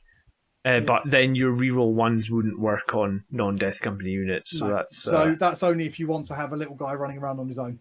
Yeah. Or you go something you can do. Yeah. Or you run a lot of Death Company, I guess. Okay. Why don't we try and place these reavers then? Reavers, lieutenants. Lieutenants. We're saying them in the English pronunciation, are we? Well, yeah, we're not saying them 2 out of American. the 3 of us are English, John. So Okay. just one mad Scot. Yeah, with bad pronunciation in general. I gotta say it the easy way. I go with the American way of saying it, nice and easy, right? All right, why don't we start with just the regular firstborn lieutenant who can take the jump pack? Where do you think he drops in? I'd put him bottom of A. I mean, it's powerful. Yeah. What about you, Tony? I would agree. Okay. Phobos lieutenant? He's about on a par with the Phobos Librarian, Captain. really, I suppose. I think he's better than the Phobos Librarian because at least he can buff things that aren't Phobos. So if you did stick him in the middle there and your other stuff caught up, you could give him reroll wounds. Yeah, so he's better than the Phobos Librarian. I think he's up there with the Phobos Captain, really. He's going to work in a very similar way, but not shooting so well. So I'll put him below the Phobos Captain, but still in the same. Okay. Yeah, I mean, it's either there or the... I think it's bottom of B or top of C, right? Let's put him in the top of C because B's getting a bit congested. Reaver Lieutenant next. And yeah, I think he's... I'd put him bottom of B, if only for the potential tactical use he has of the Terror Troops. He's got a better model. Yeah, and one thing we didn't say is he does have shot grenades, which is if he ever ends up in 6 inches, he can -1 to hit an enemy and stop them set to defend or fire Overwatch. So, shot grenades to me sounds good, but I think his pistol is better than the Oculus Bolt Carbine as well. yeah, his pistol's nice. Shot grenades to me always seems like it sounds good, but it's only Landspeeder Storms and Reavers that have it, so it's like there's almost no way normally to access shot grenades. Yeah. Very rarely seen. Yeah, if ever, I guess. And then the last lieutenant then is our one. Where have I? So the model I have here is Lieutenant Tolmeron, I think is his name. Yeah, he's not a named character. He's a Primaris Lieutenant when you get right down to it. Yeah, but he can have the more weapon options and the Storm Shield options. So he is the survivable lieutenant if you want. The one who, if you're going to put him in the middle with Blade Guard or Aggressors or Terminators And he's or the whatever. only one with a proper invuln as well. Yes. I like him the most. Yeah, I'd stick him in A. I was going to say maybe he drops in here near these other Terminators at the top of I was B. thinking just below the Termi Librarian in B was kind of where I was thinking to put him. What are you more likely to run? Guy with a jump pack. I run a lot of Oath of Moment. You guys, I mean, people have been criticizing me for running so much Oath of Moment, but I would run him because I run Oath of Moment and I like to be in the middle of the board. And I think that if you want someone to go with your Blade Guard that are foot slogging anyway, then he's your best bet. And if you want someone to run around with your Sanguinary Guard, the other one's the best bet. So I think that actually he's probably not far off of our jump pack guy. So I'd stick him lower, but I'd still stick him in A. See, I was thinking maybe he becomes the top of B then. Yeah, fair compromise Yeah. either way. Top of B? Yeah, I think he is probably. I don't know if he's worth taking every game, which I guess would be A, but I think he can definitely fill a role if we need him. So just below in B, I think. Okay, so we've done those. What's next, I guess, is Techmarines. And we have 2 Techmarines, the Primaris Techmarine and the regular Techmarine, obviously. These guys are actually very similar. I've been looking at myself the last few nights. So the regular Techmarine, both Techmarines have a ballistic skill of 2+, and a save of 2+. I believe the Primaris Techmarine gets 1 more attack and 1 more wound. He's only 10 points more, and being the 10 points more, he gets a better gun in that he gets the Forge Bolter, which is basically a heavy bolter with 3 shots. He also gets to make 2 additional attacks every round of combat with the Mech and Dendrite. And apart from that, I guess they both have the same. At the end of the movement phase, they can heal up to D3 on a vehicle within 3. You can pay 20 points, make them Master of the Forge, and heal a guaranteed 3. And at the beginning of a turn, you can choose a vehicle again within 3, and then add 1 to that vehicle's hit roll. So when you look at it directly like that, I actually think the Primaris Techmarine is really good value for the extra 10 points, in that it's +1 attack, +1 wound, a better gun that's actually an assault gun. So if you think about, if you need this Techmarine to keep up with your Dreadnoughts that move 8, he can advance and still shoot his Forge Bolter. He can also shoot his pistol, I believe, in the same turn. So, why don't you jump in then, Tony, on what have I missed? What else is good with Techmarines? So, it's no secret that actually I love my Dreadnoughts. And Really? alongside them goes my love of Techmarines. Now, unfortunately, I think I'm going to start with the standard Techmarine, and I don't think he's good enough anymore. If you give him the used to be the servo harness, but basically now it's listed as a plasma cutter. It's a nice gun, but you can kill yourself with it because it's a plasma gun. So I'm not going to do that for 15 points. That means that he's a 70-point thing that can heal stuff up. Or for 10 points more, I can have an extra attack. I can have an extra wound. I can have a Forge Bolter, which is a 24-inch Assault 3 heavy bolter. I get a Grav Pistol, which, although 12 inches, is not a bad gun with Strength 5, AP -3, and potentially damage 2 against things that got power armor on, which is not a bad gun. Now, this is where I think people really overlook it. Now, both of them get servo arm, and they can make 1 attack. That used to be at a lower weapon skill, but it's not anymore. So that means on a 3+ to hit, you can do 1 servo attack, which is a 3+ to hit power fist attack. Thunderhammer. Thunderhammer. Yeah, Thunderhammer. On top of that, you get your Omniscient Power Axe, which is +2 strength, -2 AP, 2 damage. He's got 4 attacks base. He gets 1 more for Shock Assault. He gets 1 more potentially in Savage Echoes. He gets 2 additional attacks with his Mechadendrites at strength 5. Okay, no AP. But that takes him up to 8 attacks. It's very decent, isn't it? That's a lot of attacks for an 80-point model. In fact, I was thinking that you might struggle to find many characters for 80 points that can outfight this guy in close combat. All right, he's only hitting on a 3+. Now chuck on top of that the upgrade to Master of the Forge, which is 20 points, I think. Yep. Meaning you can heal your Dreadnought up for flat 3. I probably wouldn't take the special Warlord trait because adding 1 to strength and attacks for the Dreadnoughts is nice, but not amazing. And I think that the relic... I'd say the strength is fairly useless, to be honest. The strength is fairly useless. The attack's not bad. The relic power axe is not bad. Strength +3, damage 3 is not bad. And you can do mortal wounds with it, but I probably wouldn't bother with it if I'm honest. It's the healing flat 3. Now, I'm actually toying. Now, I've got one of these guys in my list, and I was thinking earlier I might start running 2. Because it's another fighty character. I've got a lot of Dreadnoughts, and now I could give 2 of my Dreadnoughts +1 to hit. And I've got 2 fighty characters to sit with them, and I've got 2 characters healing them up again. Have you considered mastercrafting your Forge Bolter? For damage 3 Forge Bolter as well. Yeah, you could do that. It's not That'd bad, be is brutal. it? Yeah, I think this guy is superb if you've got something for him to work on. Mhm. If you haven't got any Dreadnoughts, then no, don't bring this guy.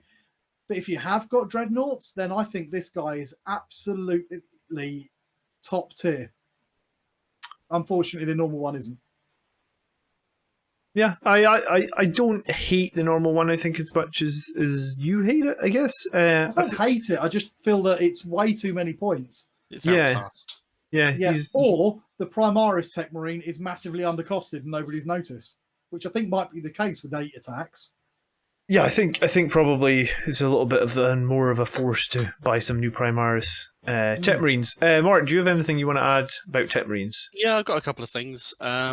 One useful tactical thing that hasn't been mentioned or has been missed is the fact that taking one of these lets you take a unit of servitors for no Force Org slot, which is nice. 30 points for 3 models that are functionally useless except that they can hold objectives and perform actions.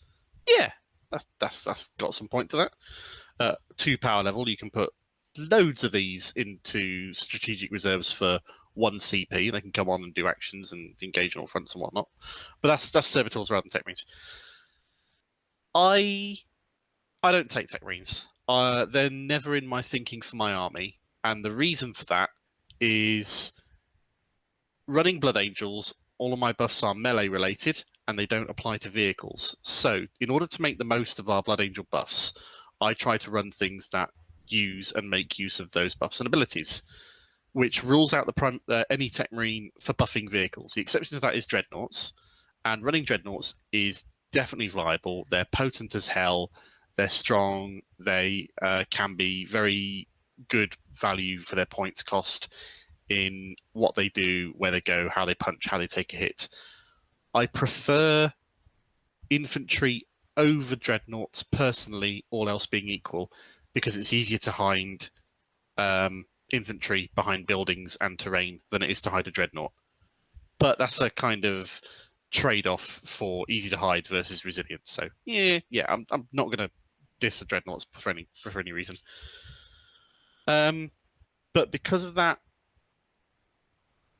way that I'm more often than not taking infantry rather than vehicles, for me the Techmarine is just not something I consider taking, because you start getting to the point of minimal return on investment versus amount of characters taken, vulnerability for assassinate, etc., etc. So that's kind of where I am with the Techmarines. Sure, I tend to love the Primaris Techmarine. It's actually the next thing I want to get on my shopping list, and I think that the reason maybe being is that they're just edging that Sanguinary Priest into a horrible position where he's 155 points. I mean, the Techmarine with a guaranteed 3 on the Dreadnoughts, and we know. I mean, last week when we did what was it, Elites, we put Redemptors right into the A tier, so I think it's totally viable to run a couple of Redemptors as Blood Angels if you're going to do that. Yep. A Techmarine helps a lot. So, I mean, we can probably put them where we want to put them. I guess the regular Techmarine for me probably slots into B, and the Primaris Techmarine probably slots into A, whereabout within each tier, I guess we'll discuss. But, Tony, why don't you go first, because we know that you love Techmarines. I do. Now, that is solely because, unlike Mark, I've got 4 Dreadnoughts in my list. You know, if you've got 4 Dreadnoughts, I've got a lot more things for my Techmarine to run around healing, and not really very much for my Sanguinary Priest to run around healing. So for me, he is one of my more vital characters. Sitting one of these guys next to a Leviathan Dreadnought, which I do, means that I've got an incredibly durable and fighty and shooty model right in the middle of my line. I think that he's for me, he's an S tier, but that's because I run 4 Dreadnoughts. If I run maybe 2 Dreadnoughts, then he's going to be pretty high up in the A tier for me. If I run 1 Dreadnought, he's going to be dropping off. If I'm running your super heavy tank, then he's right back up there in the S tier, because you can put, if you stick an 80-point Primaris Techmarine next to, or even 100-point Primaris Techmarine behind your Fellblade or something, then all of a sudden you're having a huge force multiplier, far more than you're going to get off of any other character on this page. So it's of all the characters we're going to talk about, him and I think the Sanguinary Priest are going to be the most situational. So in some armies, he's absolutely S tier, top, completely the most vital character. And then in other armies, like, I don't know, someone who just prefers to run an infantry heavy or a jump back heavy list, he's useless. And he's going to be sitting down there in the, why the hell would you bring this guy? I think that makes him probably one of the hardest ones to score. Yeah, agree with that. Yeah, I think the So you can have fun with that, John. Priest is going to have that same issue. Yeah, I guess... why don't we do the regular Techmarine first then? I think he can probably slot into B, right? He's not bad, but he's definitely outclassed by the Primaris one. Again, it's situational if he is B. Do you guys agree with that? Yeah, seems reasonable to me. Let's place him on the basis that you're taking vehicles, because otherwise, like Tony said, why would you?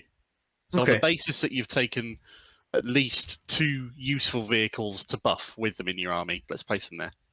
Okay, I still think he's probably a B in that he's just significantly outclassed. It's not his fault. It's just that. Yeah, if you want to shave a few points off, then drop 10 points off him, and then I think he's going to be much more. No. What I meant was, if you want to shave a few points from your list, then it's not a bad thing necessarily to drop the Primaris one and take him instead. Here's something that I've been thinking about. Still fulfill the same sort of role.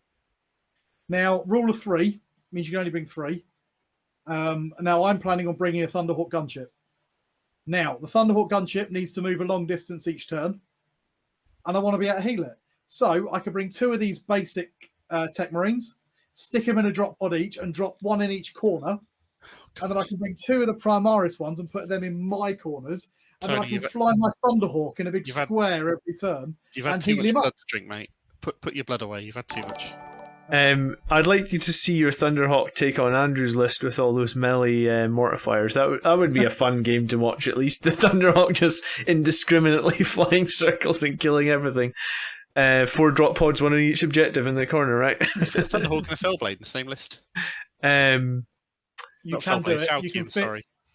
You can do a full super heavy auxiliary detachment just in 2,000 points. Wow. I was playing with that earlier. You're crazy. Get off the track there. Yeah. Okay. I guess the Primaris Techmarine then, I guess he does, if we are taking multiple things that he can heal, and I guess this will be the same for the Sanguinary Priest, I think he probably does sit in the S tier. And he falls down based on as you remove units that are valuable to him, right?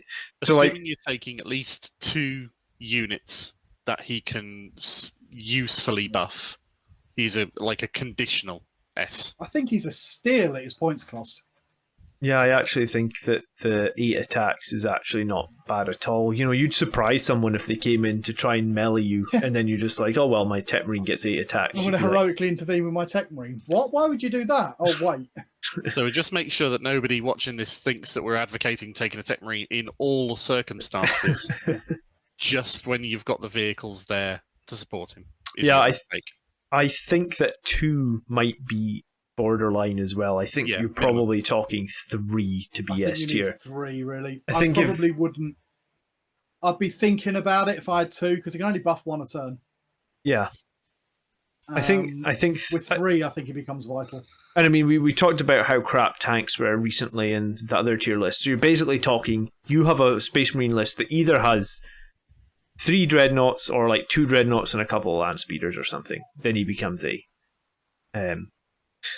Okay, so let's see what was up next then. I kind of think we should do the 2 non-named characters next. So why don't we talk about Librarian Dreadnought, then we'll do the Sanguinary Priest, then we'll get into the named characters. So, Librarian Dreadnought, and I've had quite a lot of experience running the Librarian Dreadnought. I think he is a very, very strong beatstick character. I think his biggest weakness, though, is his weapon skill of 3. I like him as Chief Librarian if you want to do that. I also think Iron Resolve makes him very, very strong in that it's 9 wounds and a 6+ feel no pain, which is nice. When apparently I managed to kill my damn psychers with pearls. And, Duty Eternal, 9 wounds, 6+ feel no pain. You want to jump in on the Librarian Dreadnought, Mark? So you can give them Warlord traits, but you can't give them relics, as I understand it, which is fine. Any of the Warlord traits you want to give him would buff him quite tasty, which is really, really good. You're right, because he's restricted to the Sanguinary discipline, that immediately, to me, makes him a non-buffy unit. You could take him to have the Sanguinary buffs, but the combat self-buff powers from the Sanguinary discipline far outstrip them in potency, so you want to make the most of the fact that he's that, and he's really strong and tough as a Dreadnought in the first place. He doesn't come with an inherent invul save, but you can get one from Sanguinary discipline, which is great. Yeah, for what he is, he's an incredibly punchy unit. He's a Dreadnought that can be a character and hide and be buffed suitably. He's really strong. Not a lot more to say, really. Yeah, I mean, comboed with Wings and Quickening, I think he starts with 5 attacks. You get 2 more if you come in with Savage Echoes. You can get D3 from Quickening, so it puts you up at 10 attacks. 10 attacks with basically, I mean, they're all basically like going to be 2 pluses to wound, right? Because the Fist's going to be Strength 12, the Halberd's going to be Strength 8, and then the ability to fly, 12 inches on top of your 6-inch move gives you a very decent threat range. If you did get Quickening off, you get to re-roll your charges as well. So, what do you think, Tony? Oh, sorry, just want to jump in there quickly. The only downside to him is if you want punchy characters, you can get them without having their powers being susceptible being denied. That's very true. Yeah, and like I said, the weapon skill of 3 is this guy's biggest disadvantage, I find, because 10 attacks on a bad roll, you end up only hitting 5 times. That's very possible. Yeah, Tony, sorry. I love this guy. I really do. I think he can do a spectacular amount of damage in melee. I think he's a great pick if you want to do Sword of Sanguinius. Buff this guy up. I like to run him as a double act with a jump librarian with null zone. And then I null zone whatever character they've picked on to get my Sword of Sanguinius. And then I pull its head off with a Librarian Dreadnought. Because he hasn't got an invul save, so I don't care. The fact that you can Techmarine him, and we've just said how much I like running a Techmarine, is quite handy. He's a hell of a distraction. If you tell someone you've got a Librarian Dreadnought flying around, then he can soak up a lot of fire. I run Iron Resolve on mine, giving him that 6-up shrug, giving him that extra wound. I think that's really quite important for him. I know some people prefer Psychic Mastery, Gift of Foresight. Psychic Mastery, Gift of Foresight. They're good options because you've got that 3+. What's the other? There's another melee warlord trait as well. Imperium sword. Imperium sword, and a few people like to run Imperium sword on him. I personally prefer to give him Iron Resolve. I think he's killy enough already. Imperium Sword also kind of overlaps with Quickening, right? Because they both let you reroll charges, yeah. You could do a lot worse. Put Rights of War on him, to be honest with you. He's resilient enough. Yeah. Then he can fly around stealing objectives from people. Yeah. You can make him your warlord. Some people like to run him as a warlord with the Sanguinary Guard. Well, he meshes quite nicely with the Sanguinary Guard. As long as he can keep up, is the problem with that. If you don't get wings off. But if he can keep up, you can also triple act him with a Sanguinary Guard, a Librarian with a jump pack, and a Librarian Dreadnought. If you want to, I'm going to try and punch Morty. As a Dreadnought, he can also have the Ancient Stratagem used on him to Captain or Lieutenant rerolls, which is tasty. So I think he's a very good unit, but I can see why he's perhaps not top tier for everybody. Again, with me, I've got so many Dreadnoughts that he's not going to be the only vehicle. He's not going to get picked on. But if he was your only vehicle, then he's going to be facing every multi-melter in the opponent's army turn one. Yeah. There's one more factor with Librarians that we haven't mentioned, and I feel we should. Next few codices coming out will include such joys as Thousand Suns, Grey Knights, and we're going to start seeing a lot of Psychic armies. And to make the most of fighting Psychic armies, you want to be able to pick the secondary objective, Abhor the Witch. And you can't do that if you have a Psyker in your army. On the flip side, if you're fighting a lot of Psykers, you want plenty of denies. Yeah. Tough choice. It's a tough choice. Yeah, he can. I've got two in my list. I've got my Jump Pack Librarian and I've got my Librarian Dreadnought, and that gives me a couple of denies. Yeah, I mean, you can upgrade this guy to... But it is, you're absolutely right. It is something that you need to make a kind of a decision on. Yeah. For me, if I'm running a tournament army, I want the denies because the chances are, at the moment, I'm more likely to fight armies with only one or two Psykers. Yeah, so you're not going to fight really Psychic-heavy armies all that often. And if I am, that's rare enough that I'll give up the Abhor the Witch to have a couple of denies for all the other armies. Yeah. Okay. Maybe a month ago, if you'd asked me, I would have put this guy maybe in A. I think he's either top B or bottom of A. Mark, where do you think he lands? I'll put him in B. If I want beat sticks, I want more reliability in their output, and the fact that his powers won't go off just that one time you really want them to. I can't countenance it. Sorry. I'd much rather have something I know he's going to perform when I need it to. Tony? A's an A for me. I think that he's sheer fear factor, the amount of damage that he can do, and the speed he can move at means that although he is not the most reliable, he has got a ridiculously high damage ceiling for what he can do.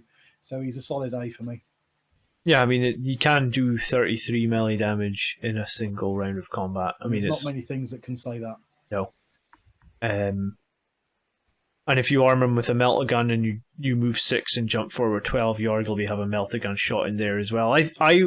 My plan with this guy was actually to give him Chapter Master rerolls, because I think, like I said, his biggest problem is his weapon skill, and I actually don't know what his ballistic skill is. I'm assuming it's a 3, yeah. 3+. So if you give him the Chapter Master rerolls, you add you go from 66% chance to hit to 88% chance to hit. So when you've got 10 attacks, 88% sounds a lot nicer than 66. So arguably you get 8 or 9 hits.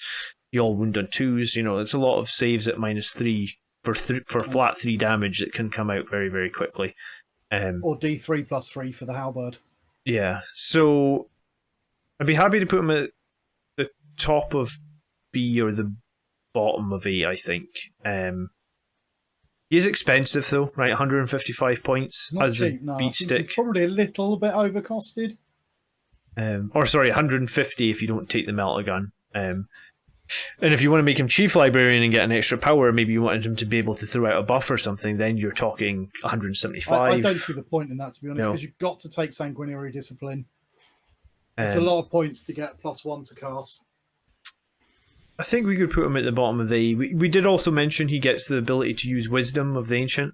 So that... And Duty Eternal, which makes him really tanky. Yeah. If you really needed Wisdom of the Ancients somewhere on the map, you could get there to make it happen. With his The fly. flexibility that stratagem and buff offers is quite useful. It's true. Yeah. All right. I think you said B and Tony said A. I think bottom of B. Sorry, bottom of A. What was I saying? Okay, a lot of A's and B's and stuff in this video. Why don't we? There, is it really? We talk about our Sanguinary Priest next, then, and what is there to say? Every single list that we look at on the weekend show has a Sanguinary Priest in it, upgraded to Selfless Healer, given. Out of all of them, he is the single most auto-take unit in our HQ selection. It seems like it, doesn't it? I still don't think that's as true as it was. I agree that it's not as true as it was, but it's still true. It's 150 points. 155. 155 points. I think he's too overcosted. I don't bring one.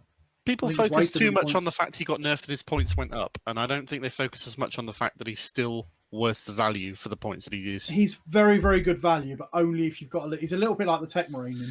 Like, for me, I cannot bring back enough stuff in a single game to make his cost back. The Selfless Healer and Combat Restoratives and all of that stuff is good. It's useful. But it doesn't take into account the Blood Chalice buff that we can get. Putting a unit of ours into Assault Doctrine turn 1 or turn 2, or putting 2 units for the use of a stratagem on top of the healing 2 units a turn, on top of healing them for 3 wounds 2 units a turn, and bringing one back for free if you buff him to all those points, he brings so much value to the table. So much. I can't conceive a list where I don't take this guy. I was going to say, positioning can become very hard, though, in that like the aura is for the Feel No Pain is only 3 inches, so you really need to castle, which is fine in some maps. But if the terrain isn't on your side, I think in the game this week I had Sisters. I don't think I got to roll a single Feel No Pain roll for like half the game. He was useless for 3 turns or so out of that whole game for you, because his Blood Chalice only works on turn 1 and 2, and if you don't charge anything on turn 1 and 2, it doesn't work. And you can still do that with a strat. It's a 2 CP strat, admittedly, but if you need that, if you really need that Assault Doctrine on your unit Sanguinary Guard, you can pop the strat and have that wherever they are. That's very true. I forgot about adaptive strategy. Yeah. So I think that he is good. Please don't get me wrong. I think he's a great unit, but I absolutely don't think he's an auto take. Like I say, for my list, I cannot res enough or heal enough to really make his points back, to the point of I've dropped him, and if I brought one back, there's a good chance it wouldn't be a Sanguinary Priest. It'd be a standard Apothecary, because I think that the standard Apothecary running along behind my Blade Guard might be more useful for a 70 points or so less. There is an argument to take an Apothecary over a Sanguinary Priest. I just think it's too many points now. Because it's an elite, the mobility is great. HQ. He's an HQ that we haven't got enough spare of. And I just wasn't getting the use out of him. I wasn't getting 155 points of use out of him. It's the same as your Chapter Master. It's the same, more or less, as 2 Techmarines. Yeah. I think that he's great, but I just think that he was a great unit before. He's still a great unit now, but now he's a very expensive unit. And I just don't think I don't think he's an auto take anymore. In a game where it's all about holding objectives and holding points and surviving your unit through a turn so that it's still on the point and holding it on the next turn, that lets you score your hold 1, hold 2, hold more, there are very few defensive or restorative buffs that you can give or grant in the entirety of our army. And this is the key one right there. But is it 70 points more than the one that can just move 6 inches? Yes. That's a very expensive movement buff. It is a very expensive movement buff. The Blood Chalice thing, I think, isn't. I mean, it's good, but I think it's very situational. A lot of games these days, I don't do much in the way of charging. It's only if I've got a really opportunistic one in turn 1 and 2. I tend to play a bit cagey, though. Sure. I mean, I remember the game I had against Orcs or World Eaters, where they're just throwing units at me, though, as soon as physically possible. You know, Rhinos moving maximum distance and advancing turn 1. That's when Blood Chalice. That's when it comes in really valuable. Yeah, exactly. You're But like, like the other day when whoever charges was going to nuke everything, but then get smacked back, you ended up waiting more or less till turn 3 before you did any charges. yeah, And yeah, it and was then useless it's for that. and then it's So pointless. if you look at the way the flow of the game goes, in turn 1 you move stuff out to sit on objectives, and in turn 2 you can start, if you've got the movement, charging enemies on objectives to try and take them off and knock them out. And Potentially. straight away, that's kind of what we special at with our high movement melee units. And if you buff it into Assault Doctrine before you go, they're just that much better at it. Yeah, it's very true. So it's a tough one. I mean, the other thing that we're not considering is you do not have to pay I think the jump pack on the Sanguinary Priest is the most expensive jump pack in the game at 30 It points. It is, yeah. 30 Did points. indeed, It's yeah. ridiculous. So we could run the Because it's Sanguinary so Priest useful. It's so good. without the jump pack. So I mean that takes him down to 125 points. I would run him without being Chief Apothecary before I run him without a jump pack. I think the mobility is more important than the healing and the restoratives. And I actually guess agree with that. if you and here's, I suppose, right, see if you give him Selfless Healer, which costs 1 CP, that is the same as rezzing 1 unit from Combat Revival, right? So I guess you could save yourself the 35 points there and say that if I don't ever heal more than 1 unit, then that's actually the same thing, and I just saved myself 35 points, right? Yeah, and that's a decision you can make for yourself, whether you think it's worth or not, how often you're going to use out of the game. I think with the increase in points, that the non-selfless healer Sanguinary Priest become a much more viable choice. And I also think that it made the standard apothecary catch up some way as well. Because if you just want something to, as you say, give a defensive buff, a lot of your things that you're trying to put a defensive buff on are not all that fast moving.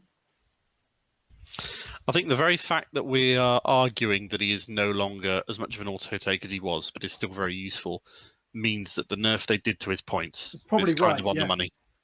I think you're right. But I do think that knocked him out of S tier for me and put him down into the A. Nah, disagree. I know that was a controversial hot take. I think there's 2 options now, and I think because the Techmarine there in S tier is literally the other option. I think Dreadnoughts, vehicles are in such a bad place right now. Dreadnoughts are not. I think we saw a GT list by Deathwatch a few weeks ago with mainly Dreadnoughts winning a GT. So it's like I think you have to choose. You lean into an infantry heavy list if you're running attack bikes, if you're running Invader ETVs. In my case, up until recently, when I was running Centurions, if you're running these 55, 60 point models that you can revive and put 3 wounds back on. It's important to note you can't revive an ATV before someone in the comments goes, oh, sure, remember you can't revive ATVs. True. Yeah, we know you can't revive them, but you can still heal them. They've got 8 wounds. Yeah, I'm on sure 8 somebody's already commented that, yeah. On 8 wounds, it's already on 8 wounds for 85 points, they're actually, if you compare them straight to the attack bikes, they actually will survive reasonably decent. So they're nearly as good as land speeders. Can we not go there again? Yeah, let's not go there. But yeah, I think you lead into it. So if you're running a list like that where there's a few different, because the 3 wounds you heal is kind of wasted if you're running Sanguinary Guard and Vanguard Veterans, right? Because you're only ever going to be able to heal 1 wound on those. So yeah, I think if you're running I think it still is in the S tier. I think these are interswitchable. I think that's exactly where we are, though, isn't it? If you run an infantry heavy list, you bring a Sanguinary Priest, or I think you bring an Apothecary if you haven't got the slots or the points available. Because you might not have the HQ slots, especially running patrol. Like I am in my Thunderhawk list.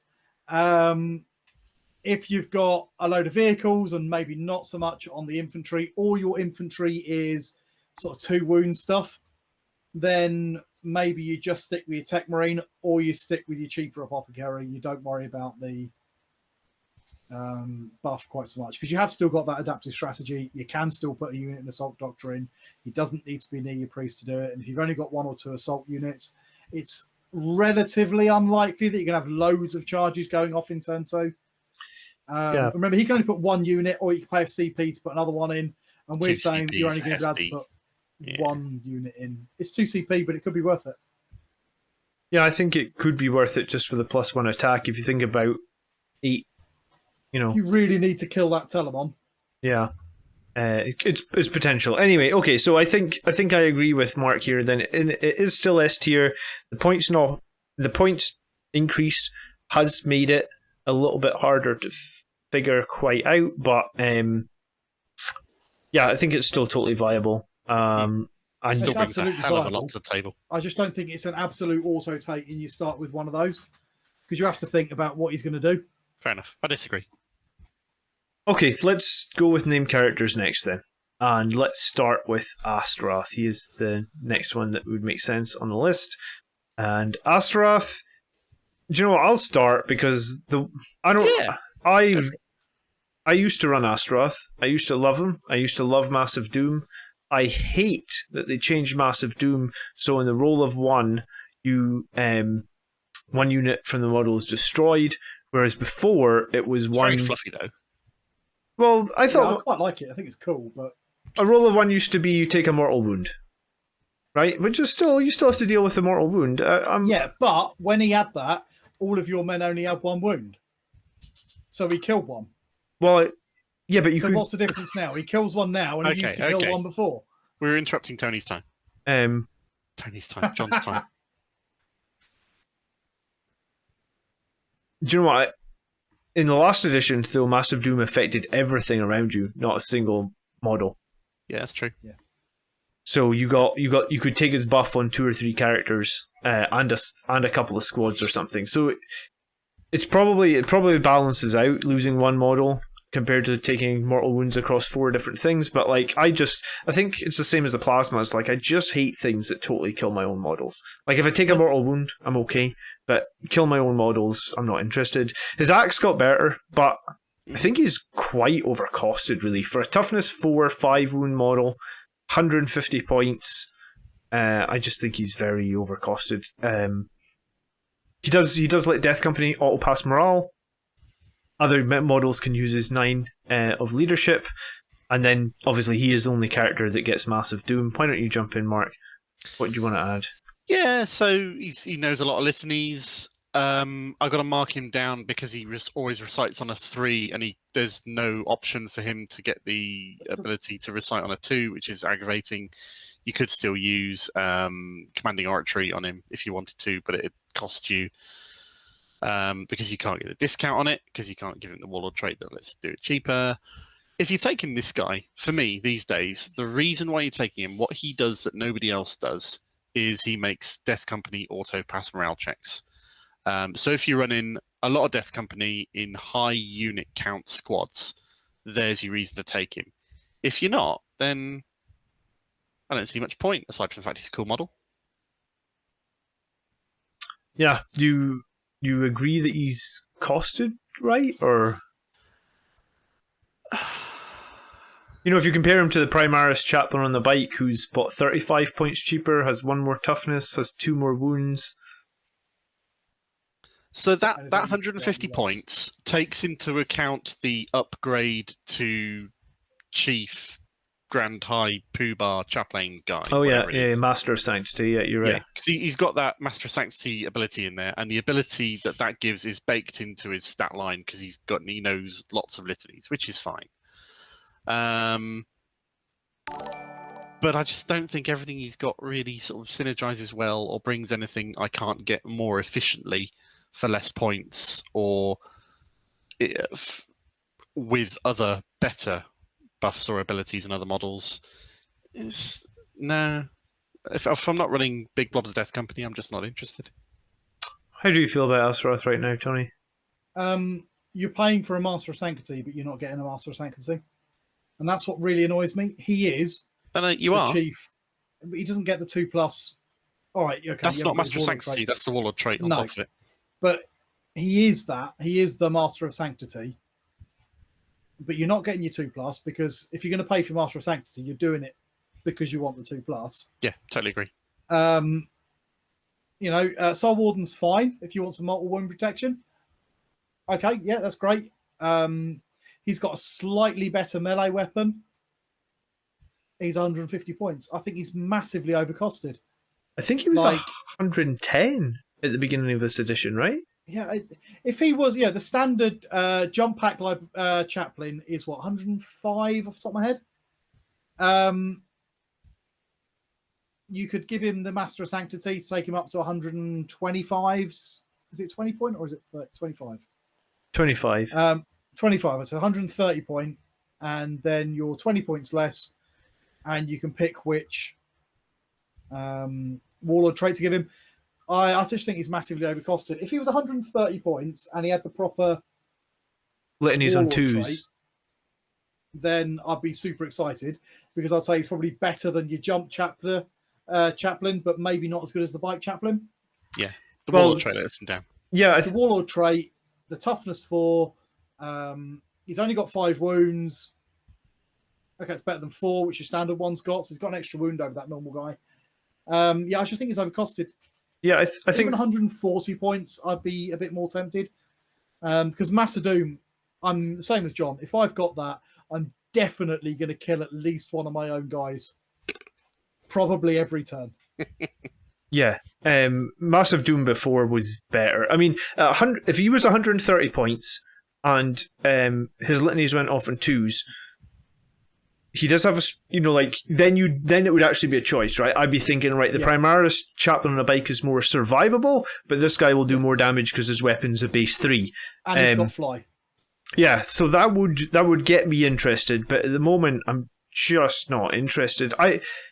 He was 110 points. I think I was running him in my army every game. Him and Lemartes would be a steal. That'd be too cheap. Yeah, so that's probably why I was running him all the time. But when they put him up, he was the same cost as Lemartes, or it was like 5 points between them, and he just jumped. And at that previously, point, you could do his Master Doom in addition to all the other stuff, because it was wasn't. That only once per game? It was still only once per game. No. Yeah. No, you can. So it's it used just to a be litany. once per game, and now it's. Now it's just a litany. In theory, do it every turn. Yeah. But the difference was it was an aura. Everything within 6 had the option of rolling for Massive Doom. So if you had a few units, like a Death Company and a Sanguinary Guard around him, you could potentially end up giving both units an invulnerable save, which was... Or killing a 30-point Sanguinary Guard. 32 points now, I guess. Now, but it used to be only 1 wound, didn't they? Yeah. Yeah, okay, so Astorath for me right now, it's a tough one. There's too many points to use. I think he's C. I think he might be edging it to D. No. He's useful if you're taking Death Company and you got blobs. Otherwise, he's not useful. Yeah. But because he does have a use, that keeps him out of D for me. Yeah, that's fair enough. Yeah, he's not totally useless. He's just crap. He's better than these two guys, though. Yeah? No, I don't think he is, actually.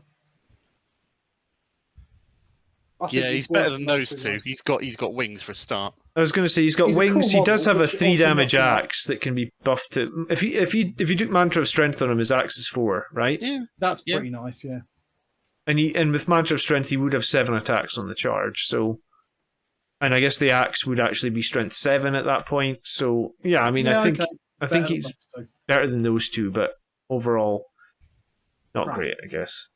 All right. Next up is Tycho, and Tycho is such a strange one. Like, why do we still have rules for Tycho? This was what I was arguing. I was like, if we have rules for Tycho, why the hell do we not have rules for Sanguinius? Because Tycho's at this point, Tycho's been dead for so long. Like, what's the point of still having rules for Tycho? I mean, the only way I see you working Tycho effectively is you put him in a drop pod with multi-meltas maybe, and you drop them in, and you do the reroll 1 aura around him because he's a captain, and he does have a melta-gun as well, so there's a little bit of synergy around that. But like, really, for me, maybe we should talk about both Tychos actually, because we've got Tycho like this, and then we've got Tycho in the Death Company. Why don't you go first, Tony? Okay, so Captain Tycho is one of our classic models. I need to find my version of him because, of course, to begin with, there wasn't a model and it was just the general. Now, there's a really old piece of art. If John's feeling handy with the editing, he can flash it up now. Not that one. Which was a picture of a golden Blood Angels captain surrounded by Blood Angels fighting in a big battle and Yeah, a big Kim was golden some mask. space hulk artist, didn't And he, everyone for- assumes that that was Dante, but it wasn't. It was Tycho, who used to have a full face golden helmet. Now, the story of Tycho is fantastic. He didn't have his own model for a long time, and he was featured in a battle report. I'm trying to remember who it was. Andy Chambers, I want to say. I want to say it was Andy Chambers, and it went into Many years ago. many years ago. Yeah, it was Andy Chambers versus Jervis Johnson, and he fought the Orcs. And right at the beginning, in turn one, before he had his own model, when he was still using that really old Blood Angels captain with a golden mask, he got face melted by an Orc weird boy, and he died. The first casualty of the game. First thing that happened was Tycho got killed by an Orc, and this was in a White Dwarf, and everybody laughed their head off at the fact that Tycho had immediately been killed turn one by this Orc weird boy. And they wrote it basically into the fluff. They wrote it into the storyline.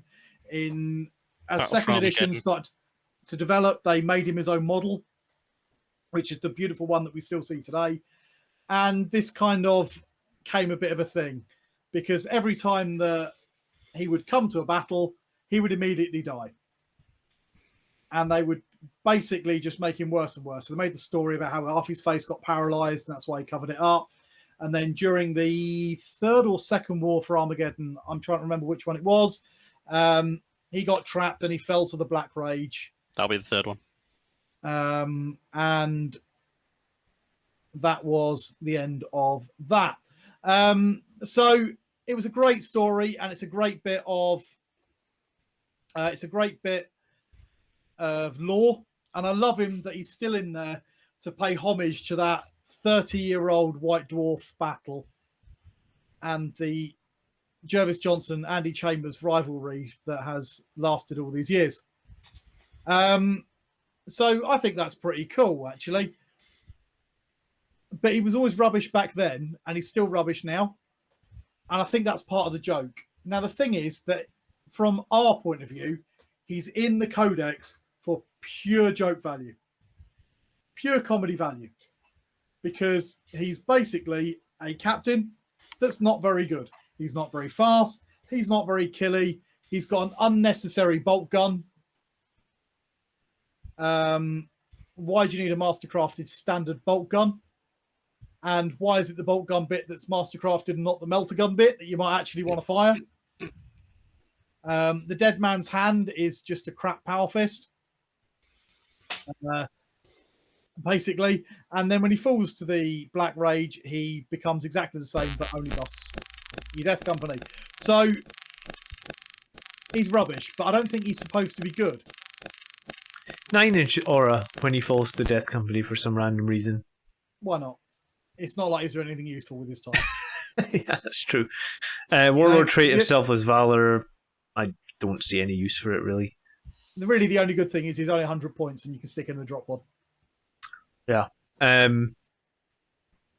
Both versions are questionable. I mean, the one advantage, I guess, if you did put them in the drop pod and you had Death Company that didn't, the Death Company were making the 9-inch charge, then arguably they could stay within range of him to get the rerolls on their ones, right? He's not bad if you want a Death Company captain to go in a drop pod with a Death Company, and that's the only edge case use this guy's got, really. Yeah. And I say not bad because he does bring some possible benefits to them, even if they are questionable. I just love the story. Yeah, he's got fantastic fluff, and he's got a lovely, cool. No, go on. He's bringing kind of that cool bit of fluff and bit of story to our armies, which sometimes I think we overlook, and we concentrate really strongly on is it competitive or not. And I think with the answer to this one, no. But I love the fact that he's still in there anyway, even though he's dead so many times over. What do you think of Tycho? So mechanically, you've overlooked one thing, and that is he comes with a native 2-up armor save compared to the usual captain armor save at 3-up. If I was taking a footborn captain to babysit my backline and buff some shooting, then I would consider taking him over a normal firstborn foot-slogging captain. For me, that puts him on a par with the Phobos captain. The Phobos captain's got better ranged shooting. Tycho's shooting is better at close range, and he's got a bit more melee potency to him. A little bit, yeah. I don't see any use at all for Tycho the Lost these days, because if you're running Death Company, you're running it with jump packs, at which point he just doesn't keep up. So for me, Tycho the Lost is basically useless. He's, as Tony hasn't said it yet, he's just crap, isn't he? He is crap. He's crap. He's there for pure fluff value. That's all he's for. And I don't. He's crap, and I at the think same he's time, he's intentionally crap. I'm convinced that they know he's not very good. They're putting him in there now because it's just a laugh. Yeah. He's been in every edition since the first. Well, second. All right, so Death Company Tycho is last in C. I think you might have to bump him down one there, John. Yeah, I mean- yeah. Well, no. If you want to argue against it, go for it. If you put him in a drop pod with 9 Death Company, and the Death Company make the charge and he is left behind, he will still be within 9. So you will still get to re-roll your ones. That is his one use. That is the only reason that I do not think he is completely useless. But You see this? See that this is reaching. Reaching is some people like Death Company Reaching, without jump packs. Some people do. Yeah, they do. Especially flesh terrors. Pity they can't take Tycho. Well, I know, but I mean, we do sometimes get people that want to run Death Company without jump packs. So that is the one use. That's the only use that he has. He's You could crap. stick him in a Land Raider Okay. Crusader with a massive Watcher Death Company. all right. Probably two I'll grant squads of you, them. he is not completely garbage. Okay, that's fair enough. And I mean, and regular Tycho, I'd be happy to put him in at the bottom of B. Like, I think that's stretching. He's still in C tier. He's down there with Astorath. yeah, I actually don't think he's better than Astorath, right? No, I don't think he's better than Astorath. I'd agree, only because whilst I do see the purpose in him babysitting a backline, I don't take a backline for him to babysit anymore. No, and I'd take the Primaris options over him. I know that he's not better though. He's not better than that heavy bolt rifle captain, and he's similarly costed. That's because the heavy bolt rifle captain has got the mastercrafted power sword. Yeah, so Yeah. he's going to be similarly good in combat, if not slightly better, because he's got an extra attack, and he's got more wounds, Yeah, that's and why- he's got more toughness. That's why I compared it to the Phobos one, not that one. Anyway, Yeah, That's true. Phobos Captain comes in at 95 points. I mean, if you want to melt a gun in your backline, yeah, I mean, the We're last time I reaching ran here him, again. the last time I ran him, and I did run him, I ran him in my backline with 3 rapier mortar quad cannons, which I was using to indirect fire shoot things to try and get rid of screens so I could charge them. And I had Tycho sitting there looking after them to protect them from being touched and charged by enemy troops. yeah, and I mean, that was not this edition, but that was the last time I used him. the Phobos Captain is going to get 8 attacks on 0 AP. Tycho's going to get 6 on minus 3 AP. 3. Yeah. I mean, when you say that, I'd rather 6 attacks at minus 3 than 8 attacks at no AP. I would. Yeah. But So- then the Phobos has got the fact that you can forward deploy him. At which point, why are you using him as a And he's backfield tougher. support for your firing line? Yeah, But, exactly. But you wouldn't use him as backfield. You'd probably, if you needed a backfield, you'd bring the captain with the heavy bolt rifle. Probably, yeah. You wouldn't bring him as a backfield. You'd bring him as someone you stick in the midfield to bring Master Marksman on. or I'm whatever. not invested enough to continue arguing. Yeah, he's generally crap. Maybe situationally he could be B, but I'm fine with him there. That's good. For me. yeah. I think we're arguing about, is he crap or is he really crap? Yeah. All right, next up then, why don't we talk about Corbulo, and who wants this one? Because I think we could all have an argument about why we don't run Corbulo. Someone jump in. Tony, be my guest. Go on then. Corbulo, very old model, another second edition one, which always gets me a little bit overexcited. Oh, he looks excited. I am excited. Actually, no, I'm wearing contact lenses because I thought it'd be good for this episode, and I'm completely blind now. I may have fucked up there. But anyway, yeah. So I think he's Corbulo suffers from one massive problem that is obvious to all of us. Why is he a sanguinary priest that can't take a jump pack? I'm gonna say he left his jump pack on ball or something. And the other one in that he's got, well, out of all the wrong warlord traits to give him, he's got the right wrong warlord trait, I suppose. Yeah, but if you give it to him, you can't give it to somebody more useful. Yeah. What the hell do you want Gift of Foresight for? Is it because he's going to stab someone with Heaven's Teeth? Let's face it, It's he's plus one, apothecary. damage one. Just like Astorath, he should be given the ability to either take or should have come stock with Selfless Healer. Yeah, he needs his proper warlord trait, and if you could give him his proper warlord trait, then he'd be good. But Gift of Foresight's fluffy for him because he's meant to be the one who's the most yeah. high Because on of course Dante doesn't have gift because Dante doesn't have the Gift of Foresight, which is literally what Corbulo has in the fluff. Which Corbulo does have, and also in the fluff, Corbulo doesn't use a jump pack. That's why he hasn't got one. Yeah. Now, if you're going to play Drop Pod Assault, I think he's quite good. Actually, genuinely quite good, because you can stick him in your Drop Pod Assault with a couple of squads of Death Company, and he can red grail both of them. Yeah.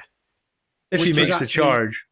Really quite powerful. Now, the problem with that is nobody is using Drop Pod Assault Blood Angels if they want to win. The only people who love those are your Flesh Terrors, and unfortunately our Flesh Terror brothers can't take Corbulo. Although, to be fair, in the fluff, he does spend a lot of time with the Flesh Terrors. Oh, yeah.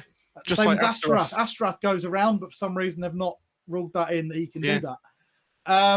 That novel they did, Astorath, recently, the guy Haley wrote, is actually Astorath pissing off and going and joining some of the other Blood Angels. That's the whole story. Chapters. He's the Guardian of the Lost for all, because he goes and spends time with the Lemartes, doesn't he? Yeah, yeah.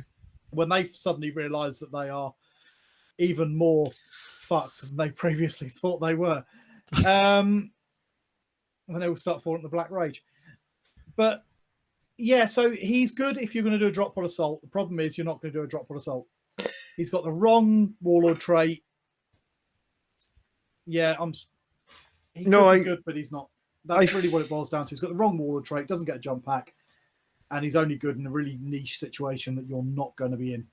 I feel like our army has moved on from when these characters were created, and they didn't bother to update a bunch of these characters in the 9th edition. Like, the 9th edition codex was literally identical in some senses to the 8th edition, right? Yeah, I mean, there's so many reasons that... Tycho, then it made sense, because Tycho can't fly either. Yeah. The last time I fielded this guy, he had an ability that lets you roll 1 dice per game, any dice, and you'd use it on the roll for first turn. And I loved it. It was great. It really messed people up. But that was like 6th or 7th ed. So how long ago was that? Jesus. Yeah. I was going to say, I don't think I have fielded this guy since about 3rd edition. Yeah. I mean, healing was very different back then, in that you only healed on a 4+, so it wasn't reliable. But yeah, Corbulo for me just doesn't work. I like the fact he's got weapon skill and ballistic skill too. Mm-hmm. I've only just noticed that. Yeah. He's got crap weapons, so he's not going to do anything with those, but... Yeah, the Red Grill Is he aura... 25 points better than your standard Sanguinary Priest without... No, because the Red Grill is an aura, whereas the Blood Chalice is a cast. So he needs to keep up with said jump pack unit to keep them within 6, which is a huge problem, right? The fact he can buff multiple units with an aura is nice, but I'd rather be able to guarantee that he'll be next to them to use. Could he be useful Blood Chalice if you were running big wadges of Assault Intercessors? And then there's that strat or whatever that fight twice. They all do. Yeah. Could he be useful if you were running a large foot chainswordy horde? Or in 1,000 points. There could be potential use for him in a 1,000-point army. I think that could be quite powerful if that's what you wanted to. Right? Yeah, I'll give you that. I mean, you have to pay CP every turn to res because he's the wrong, as you say, he's got the wrong warlord trait. You do, but they're only Assault Intercessors. They're not worth resing. They're not worth res. You only get 6 CP in 1,000 points anyway, so yeah. Yeah, so I mean, maybe there's a situation where he's actually a named character that's not in the crap tier, but like, yeah, he's in the crap tier. He's in the crap tier. I'm just trying to really reach to. Does he higher up than the others? He's better than Tycho.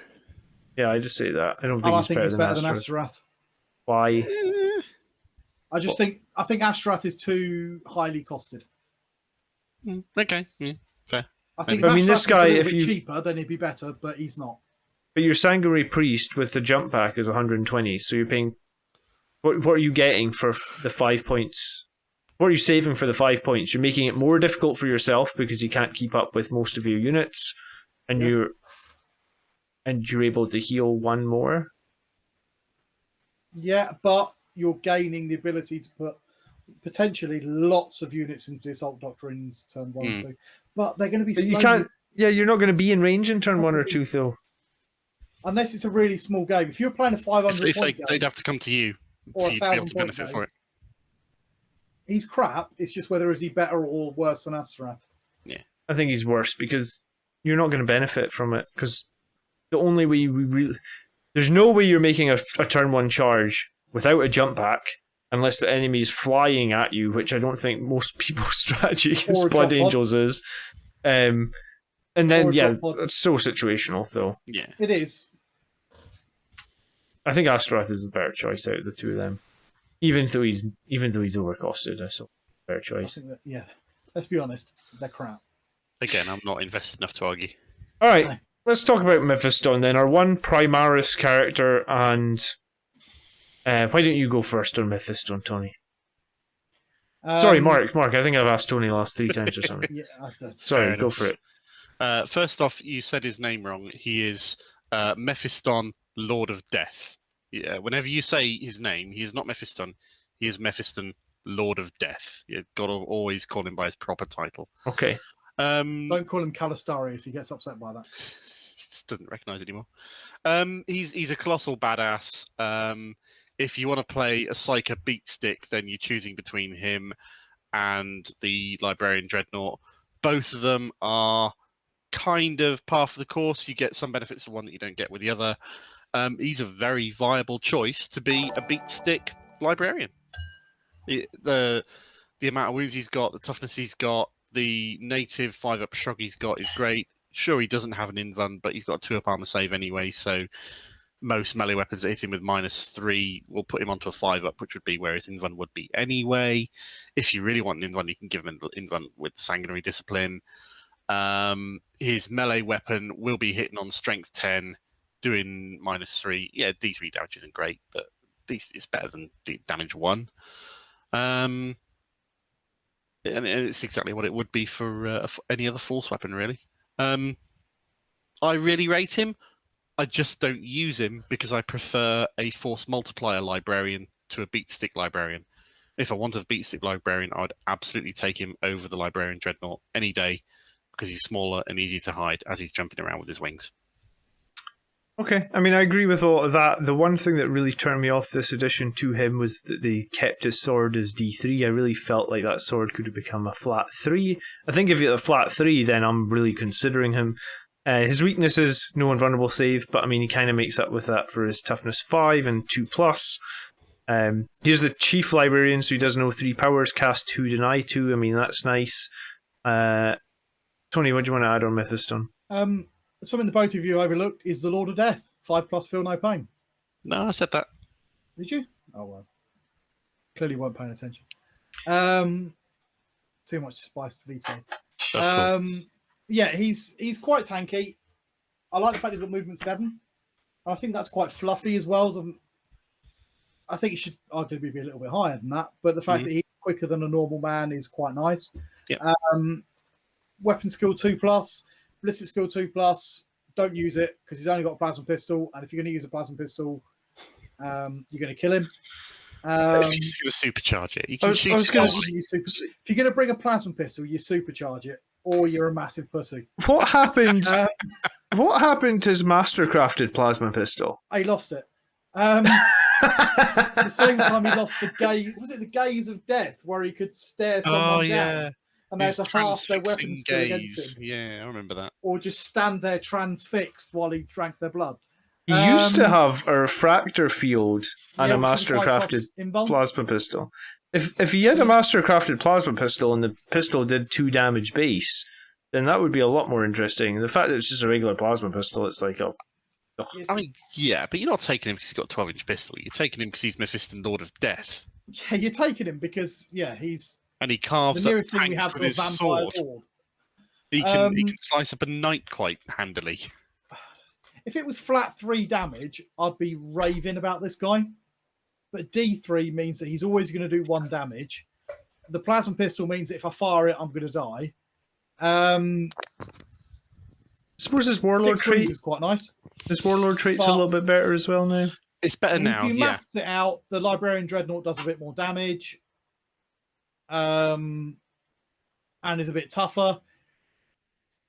I think the Librarian Dreadnought is a better choice, except for the fact that you can hide this guy, but if you're hiding him, you're not doing it properly. The speed of the Primarch is a bit lackluster as warlord traits go. Better than it Remember, was, give him though. Gift. It's better than it was. If you give him Gift, I think that would be quite nice for him. Gift that would would be huge on improve him, him. yeah. He is the Chief Librarian, so he can cast more than the Librarian Dreadnought, but he does a bit less damage in melee. So I don't think he's bad. I just think that for me, he's overshadowed by the Librarian Dreadnought. The one thing that I You're biased, though, aren't you? forget with this guy, I actually got him killed one time and completely forgot. We can transhuman him now. You can, yeah. So that is one way to make up maybe for the fact that he has It's only no CP, invulnerable it's probably save. worth it. Yeah. Oh, yeah, absolutely. On top of the shrug and the toughness and everything, yeah. Which makes him fairly tanky. It's just he doesn't do as much damage as the Libby Dread. No. I reckon if I had to place Mephiston, I'd probably put him below the Librarian Dread. I reckon he's probably a high B from me. He's not bad. He's close to the Libby Dread, isn't he? They're both beat stick librarians. One does a bit more damage, but has a few less attacks. I think the Libby Dread's a little bit more reliable on the damage output. 2+ weapon skill balanced against more damage per hit. Yeah, I think he's just below the Libby Dread for me. I'd put him just above the Libby Dread. Okay. And just because you think he's more maneuverable, easier to get around, you can hide him, etc. And he's Mephiston, Lord of Death. And he's Mephiston, Lord of Death. If you're going to base it on that, he's S tier, isn't he? Because he's the coolest character in our codex. He truly is. You know, they gave him a fancy new name for his sword this edition, because I think there used to be the No, Sanguinary. it's always been called Vitaris. It's always Vitaris. It's always had that name as a named sword. And the, What they've also done, which isn't readily apparent here, is he used to have his own psychic power that nobody else had, which doubled the strength of his melee. They've now baked that into the stat line of the sword. So if you want to look at it that way, technically he's got an extra psychic power for free that he doesn't have to cast that he used to. see, Which I is looked a at useless piece of information, but it's interesting anyway. the 8th edition codex, and the actual codex for 8th edition had a different name on him, on the sword. I think it called it the Sanguine Sword or something. To be fair, I'm looking That's at the power. second ed codex here, and he's equipped with a mastercrafted plasma pistol and a force sword. Okay, so He also they carries a bolt pistol for some apparent reason. because as he also knows, plasma pistols are shit. I love the fact though that they took this old bit of artwork and they made that the new model. That The is model very cool. stunning. The Yeah. model is I don't so know if that's cool. coming through in the camera, but It did a little bit, yeah. here we go. Transfixing glare. Mephiston is able to transfix his opponents with his glowering eyes. At the start of the hand-to-hand combat round, Mephiston may attempt to transfix anyone who he's fighting. The model must make a successful leadership test on 2d6 to avoid his gaze. If it is failed, the model is transfixed and has a weapon skill of 0. Yeah. Back when you would That's compare cool, isn't it? weapon skills. Yeah, it was a cool rule. Okay, I think he's right up there with the Librarian Dread. I think, personally, I maybe have muddied the waters between those two. It's to me it's potato. They're very similar. Yes. I remember when you mathed it out, and the Libby Dread did win on that quite significantly. It wins against everything except small arms fire, right? Because if you hit it with a lot of -1, Mephiston is on a 3-up and the Libby Dread is on a 4-up, and then you can obviously put Mephiston in cover, so you can basically ignore -1. Weapon skill 2, ballistic skill 2, your Libby Dread's got 3s, as you argued about earlier. So, like you said, it's trade-offs. One or the other. Close, you get something from one that you don't get from the other, and vice versa. I think an argument could be made for whether you brought a Techmarine or Sanguinary Priest as well. I can heal my Libby Dread and I can't heal my Mephiston. It's very true. And that was before I mentioned that I'd completely overlooked the fact that you could transhuman him. That is something to keep in mind, I guess, when you talk about the... I suppose it's comparable to having the -1 damage from Duty Eternal on the Libby Dread. Yeah. Which is fair. Especially, with so many high AP weapons and high strength weapons running around, sometimes transhuman can provide insane value. Okay. Let's go with Dante next then. Mark, I think you're a big fan of Dante, right? I am indeed a big Dante proponent. He is pride of place in my competitive list at the moment. I've chosen him and I run him because I'm running on a basis where I'm taking HQs not to be beat sticks. I'm taking them as force multipliers. And I believe he is an incredibly good force multiplier in an army. He's toughness 4. He can be killed and wounded relatively easily. But that can be negated by keeping him within lookout sir range of the units that you're attacking with, which is fine. He comes with his Chapter Master rerolls, which is great. He's got the 9-inch range on the Chapter Master rerolls and the Captain rerolls. He gives you an extra command point for free, which is great. The Death Mask of Sanguinius protects him from being attacked in either shooting or melee, which is great. Nothing on this data sheet is a wasted or useless ability. Everything on it I can see use in my army and will see use during a battle. I think he's great. What are the epic deeds he can cast again? There are 2. There's Fight on Death, provided you haven't already fought. And there's Angel Sacrifice, which is hit me, hit me, hit me. Correct. Yeah, so he can always fight for free, even if you don't have command points left if he gets killed. Yep. Which I guess is nice with 8 attacks, potentially. And then... Angel Sacrifice can save units left and right. It's a very good one as well. And his axe is flat damage 2, effective strength 7, AP -3. He can put some decent output in melee. Tony, what do you think of Dante right now? He doesn't have a plasma pistol. He doesn't have a plasma pistol. He's got an Inferno pistol. It used to be the Inferno pistol, didn't it? Many years ago. The first and arguably the best. No, it's not. The sisters get much better ones than him. Something that Chris said in the video the other day was the reason to bring him was not that he brought lots to the table, it's that he cost a lot CP less to field. And I think that's something that we overlook. You can build a better captain than Dante, but you have to spend CP to do it. Whereas if you bring Dante, you don't spend any CP and you get one back. So if you're CP starved, like I am in my list, certainly. I haven't got a captain. I spend it all on Vanguard detachments. But he's actually suddenly goes up there, and that really made me rethink him, because I don't like him because he's not a great beat stick. And I didn't like him because I think it's too many points. So I tend to prefer my characters to be a little bit cheaper. But when I think about actually how much you can bring in terms of CP when I'm really starved for that, suddenly he goes up a little bit. So I think he's a good choice. I think because we can build a more killy or a more survivable character who's being a bit overlooked, I think he's a little bit overcosted. And I really think that the Lord Regent of the Imperium Nihilus should be a little bit more than a bonus CP. Yeah, agree with that. If you're number 2 in the Imperium, let's maybe give him a little bit more. He can boss Morgan Vale around. Yet apparently all he gets is a CP. Yeah. And she gets reroll all hits and wounds. Yeah, okay. And she becomes god tier. So I think he's a bit overcosted. I think he could do with a bit of a buff. But that's not to say that he's a bad unit. So for comparison purposes, in the list that I've taken him, I run a single battalion I run two extra. No, I run two extra relics and two extra warlord traits. No, one extra relic and two extra warlord traits, and my list starts with 10 CP.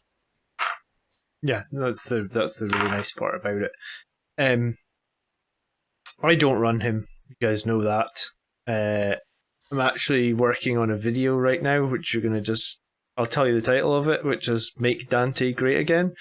And it'll be out on the channel at some point in the future. I don't have too much to say. I do agree 100%. I feel like one command point for Lord Regent of Imperial Nihilus is poor. I think it should be at least 2.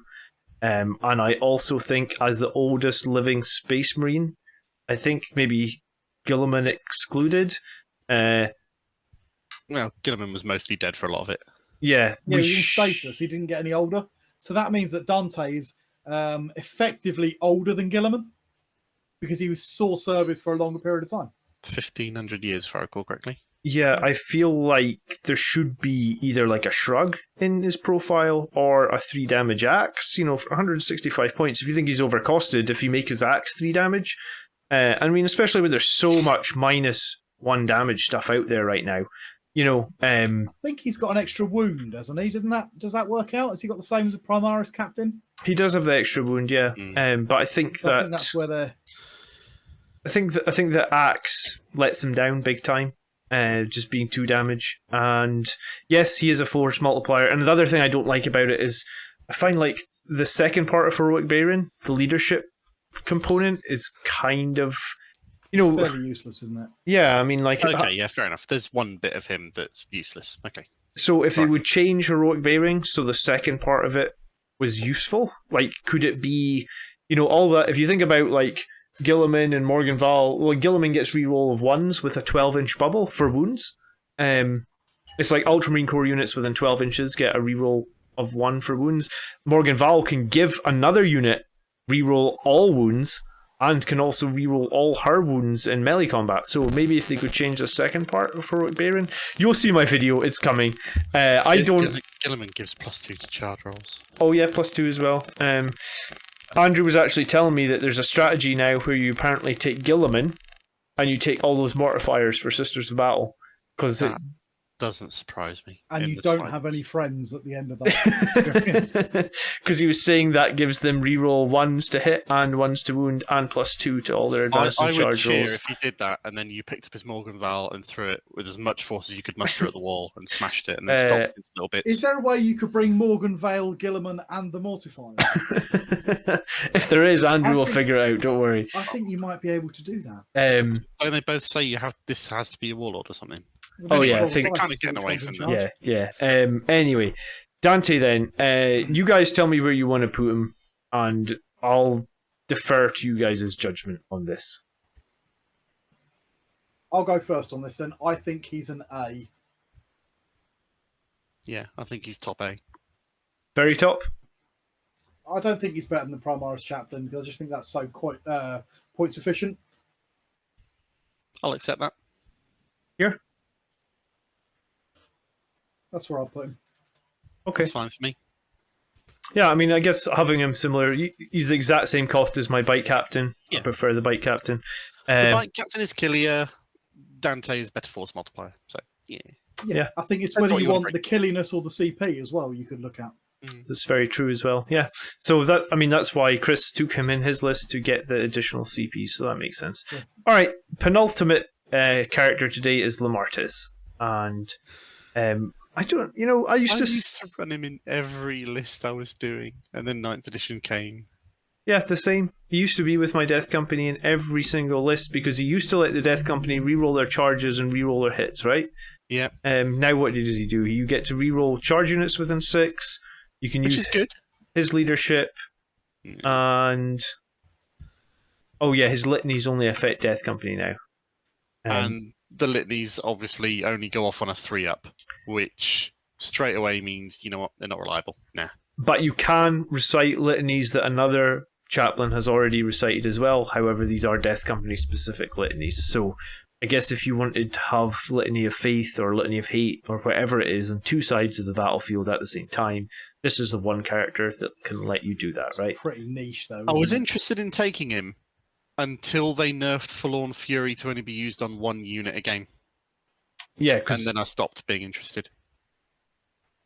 that's fair to say, yeah. I mean, the big advantage would be that he was with them. And yeah, like I said, he used to be very similar in cost to Astorath, so he is slightly more competitively costed. And I guess in some ways, it's kind of strange. Both Astorath and Lemartes are almost needed by the Death Company, right? Because if you think about it, Lemartes is the main one that's going to buff the Death Company, but it's Astorath that actually stops them needing the morale checks. Yeah. So if it's a bit of overlap there, you're never going to field both of them, I feel like. Yeah, and I guess the only other thing to say is, like, he's just toughness 4, he's just 4 wounds, which is kind of low, I guess. Tony, you want to jump in on Lemartes? It's funny because Death Company are weirdly susceptible to morale, which has always struck me as bonkers. They shouldn't Although be. I suppose they've always sort of worked it in, is that they haven't run away, they've just gone so blood mad they've cut their own head off or something. Or their mates. Or they've started trying to nut a rock to death or something like that. So you almost want Astorath over this guy just because of that. The benefit he can bring to Death Company is not small, but it's not reliable. He's not amazing in combat. He's only got the 4 base attacks, which doesn't seem enough considering the fact that he has fallen the Black Rage. So why doesn't he get the Black Rage bonus attack? The Blood Crozius is supposed to be a fancy Crozius, but it's nowhere near as good as the Benediction of Fury. Oh, he does get the Black Rage. He's got it. Has he? Yeah. It's just not in his stat line. That's just not in his stat line. Oh, fair enough. Yeah, I don't think he's good enough. I think for 120 points, he needs to be significantly better over your standard one, and he's not. I think he's overcosted again. If he was 105 points but could do the chaplain thing to Death Company rather than normal stuff, then I think he'd be balanced in. But or if I could Forlorn Fury him alongside one other unit, then I'd take him. Yeah, basically, I just think he's overcosted. Yeah, I don't have any inclination. You know, I just keep coming back to that Primaris Chaplain and the like 115 points. You know, like it's just like that's what I'd take every time. Yeah, so good, isn't it? It's less restrictive. It's more powerful in every way. Yeah, totally. I don't think actually we're being a bit mean here because there's not an overlap because this guy does not buff the rest of your army, whereas the Bike Chaplain does buff the rest of your army, and at the same time this guy buffs Death Company, and I don't think you can use the normal Bike Chaplain's litanies on Death Company. Death Company have the core keyword, yeah. Can you? Yeah. Do they? Yeah, 100%. All right, so I'm wrong there. So, but still, this is a way of just buffing your Death Company. Yeah, so if this guy just buffed your Death Company, knock 20 points off of him, and then I'm interested, right? Like, why is he the same cost? He should be 105 points. The unique thing he does is the same cost as your normal guy. The native reroll charges for Death Company, and if he can't do that, he's useless. So I guess he's falling into C. Yes, I'd say worse than Astorath. Yeah, he's definitely worse than Astorath. Probably. I think he might be worse than Corbulo. Is he worse than Tycho? No, he's not worse than Tycho. Tycho the lost, Tycho the shit. Yeah. Yeah, he's not worse than Tycho. I mean, he might not die in turn 1, which makes him by default not worse than Tycho. All right, and then last and not least, I guess, hopefully not least anyway, is our Sanguinor.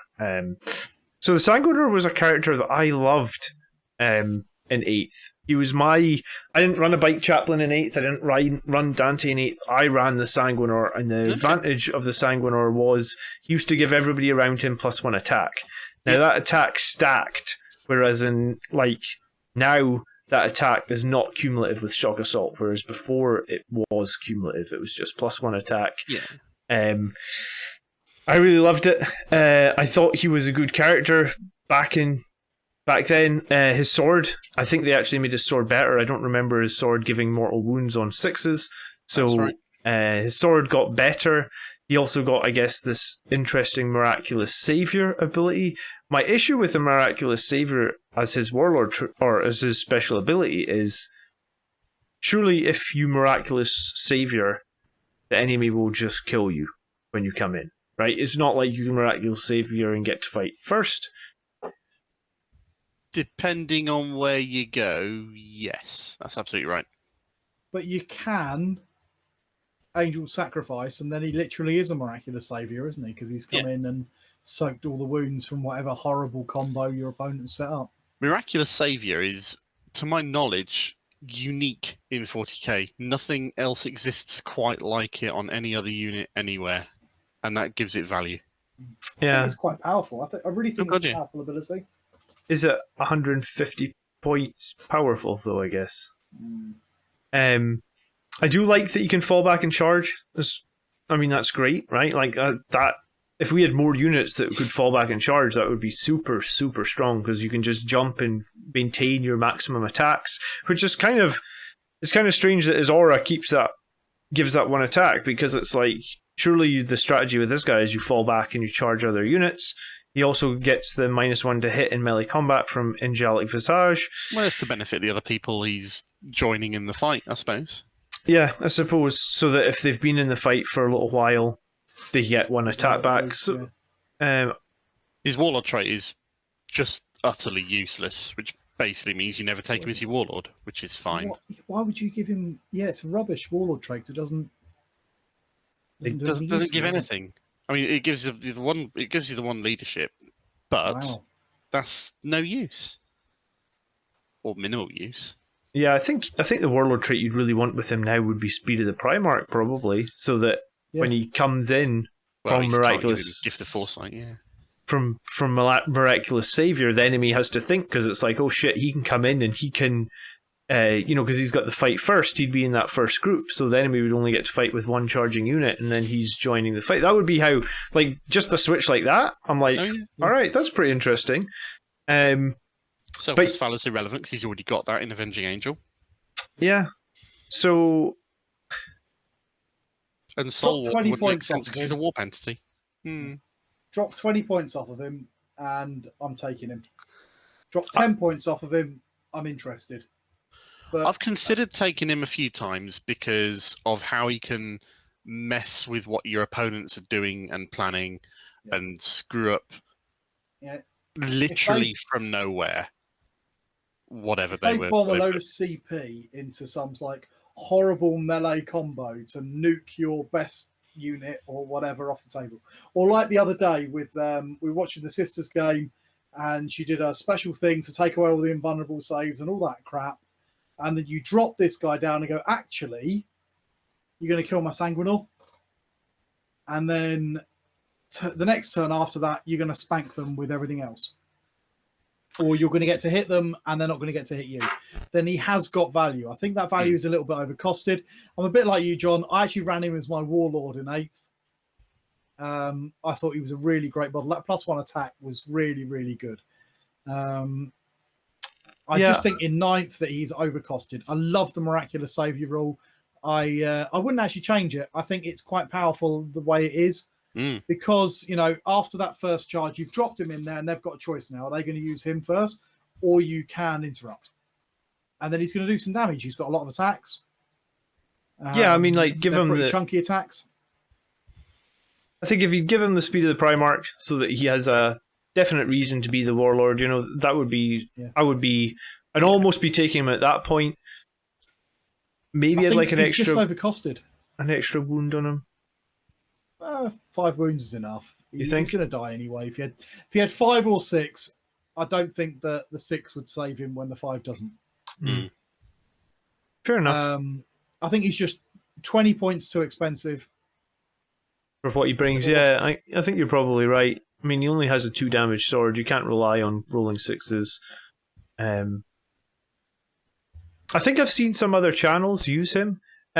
And I think the one caveat here is, correct me if I'm wrong, but he cannot arrive from Miraculous Savior in turn 1. It doesn't say that Correct. on here, but yeah, that's correct. Yeah. Okay. So yeah, Because he's arriving from reserves, and no unit can arrive from reserves in turn 1. Yep. Except drop pods. Okay. So tough choice. I mean, I could definitely see him being in high B, but I think he's a B. Just because of the cost of him.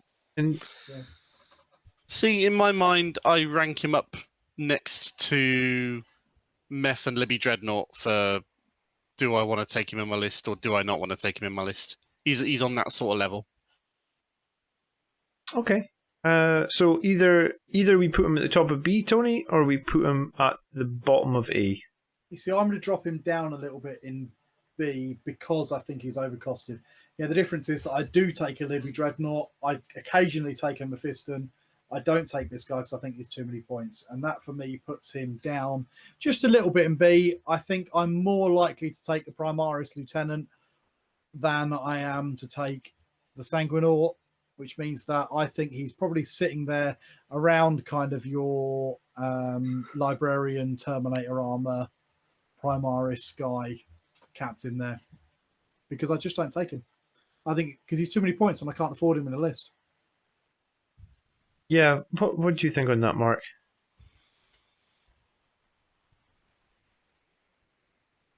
Either bottom A or very top B for me. Yeah, okay. I think we put him very top B. I mean, I run a Lib Dread sometimes. I have not been running the Sanguinor. You know, talking to you guys every week, doing these videos does make you rethink some of your choices. And these videos hopefully have been as useful for you guys as they have been for the community, you know? Yeah.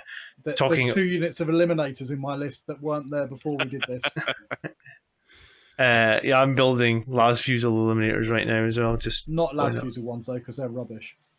No. So I'm getting paid in about a week, and I've got a couple of choices to make. Do I buy a couple of units of heavy intercessors, or do I buy 3 dreadnoughts? I'm trying to decide.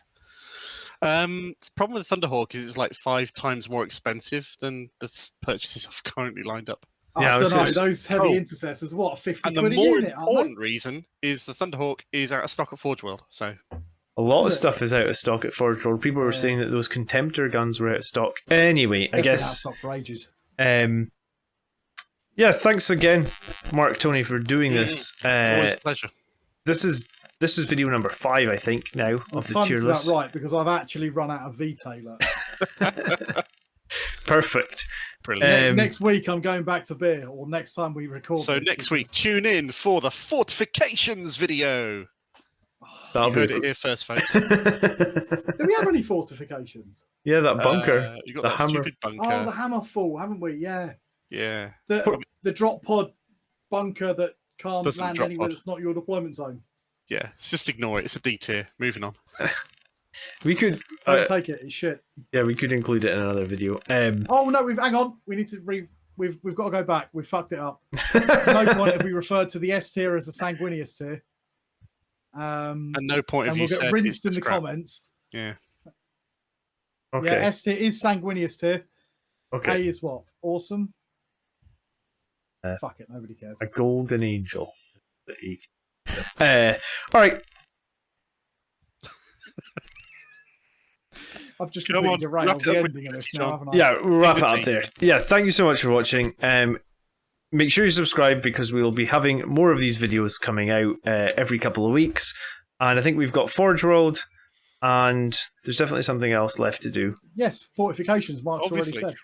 Okay, and that's it? Is that it? Yeah. What's left to do? Maybe Forge World My might be liver in 2 can't parts, take any more than this. But yeah. Okay. All right, yeah, because we did Should we troops do a yet. Legends episode? Oh, God. No. But maybe, we'll see. Maybe that could be a fun one. All right, guys, we'll catch you in the next one. Thanks again, Tony, Mark. Appreciate it. Thanks so much for watching. Leave us a comment down below if you want to discuss anything that we mentioned in the video further. We do also have now Patreon and channel membership. If you'd like to support the channel in any way, you can check out those links in the video description below. I hope to catch you in the next video, brothers. By the blood are we made strong. Peace.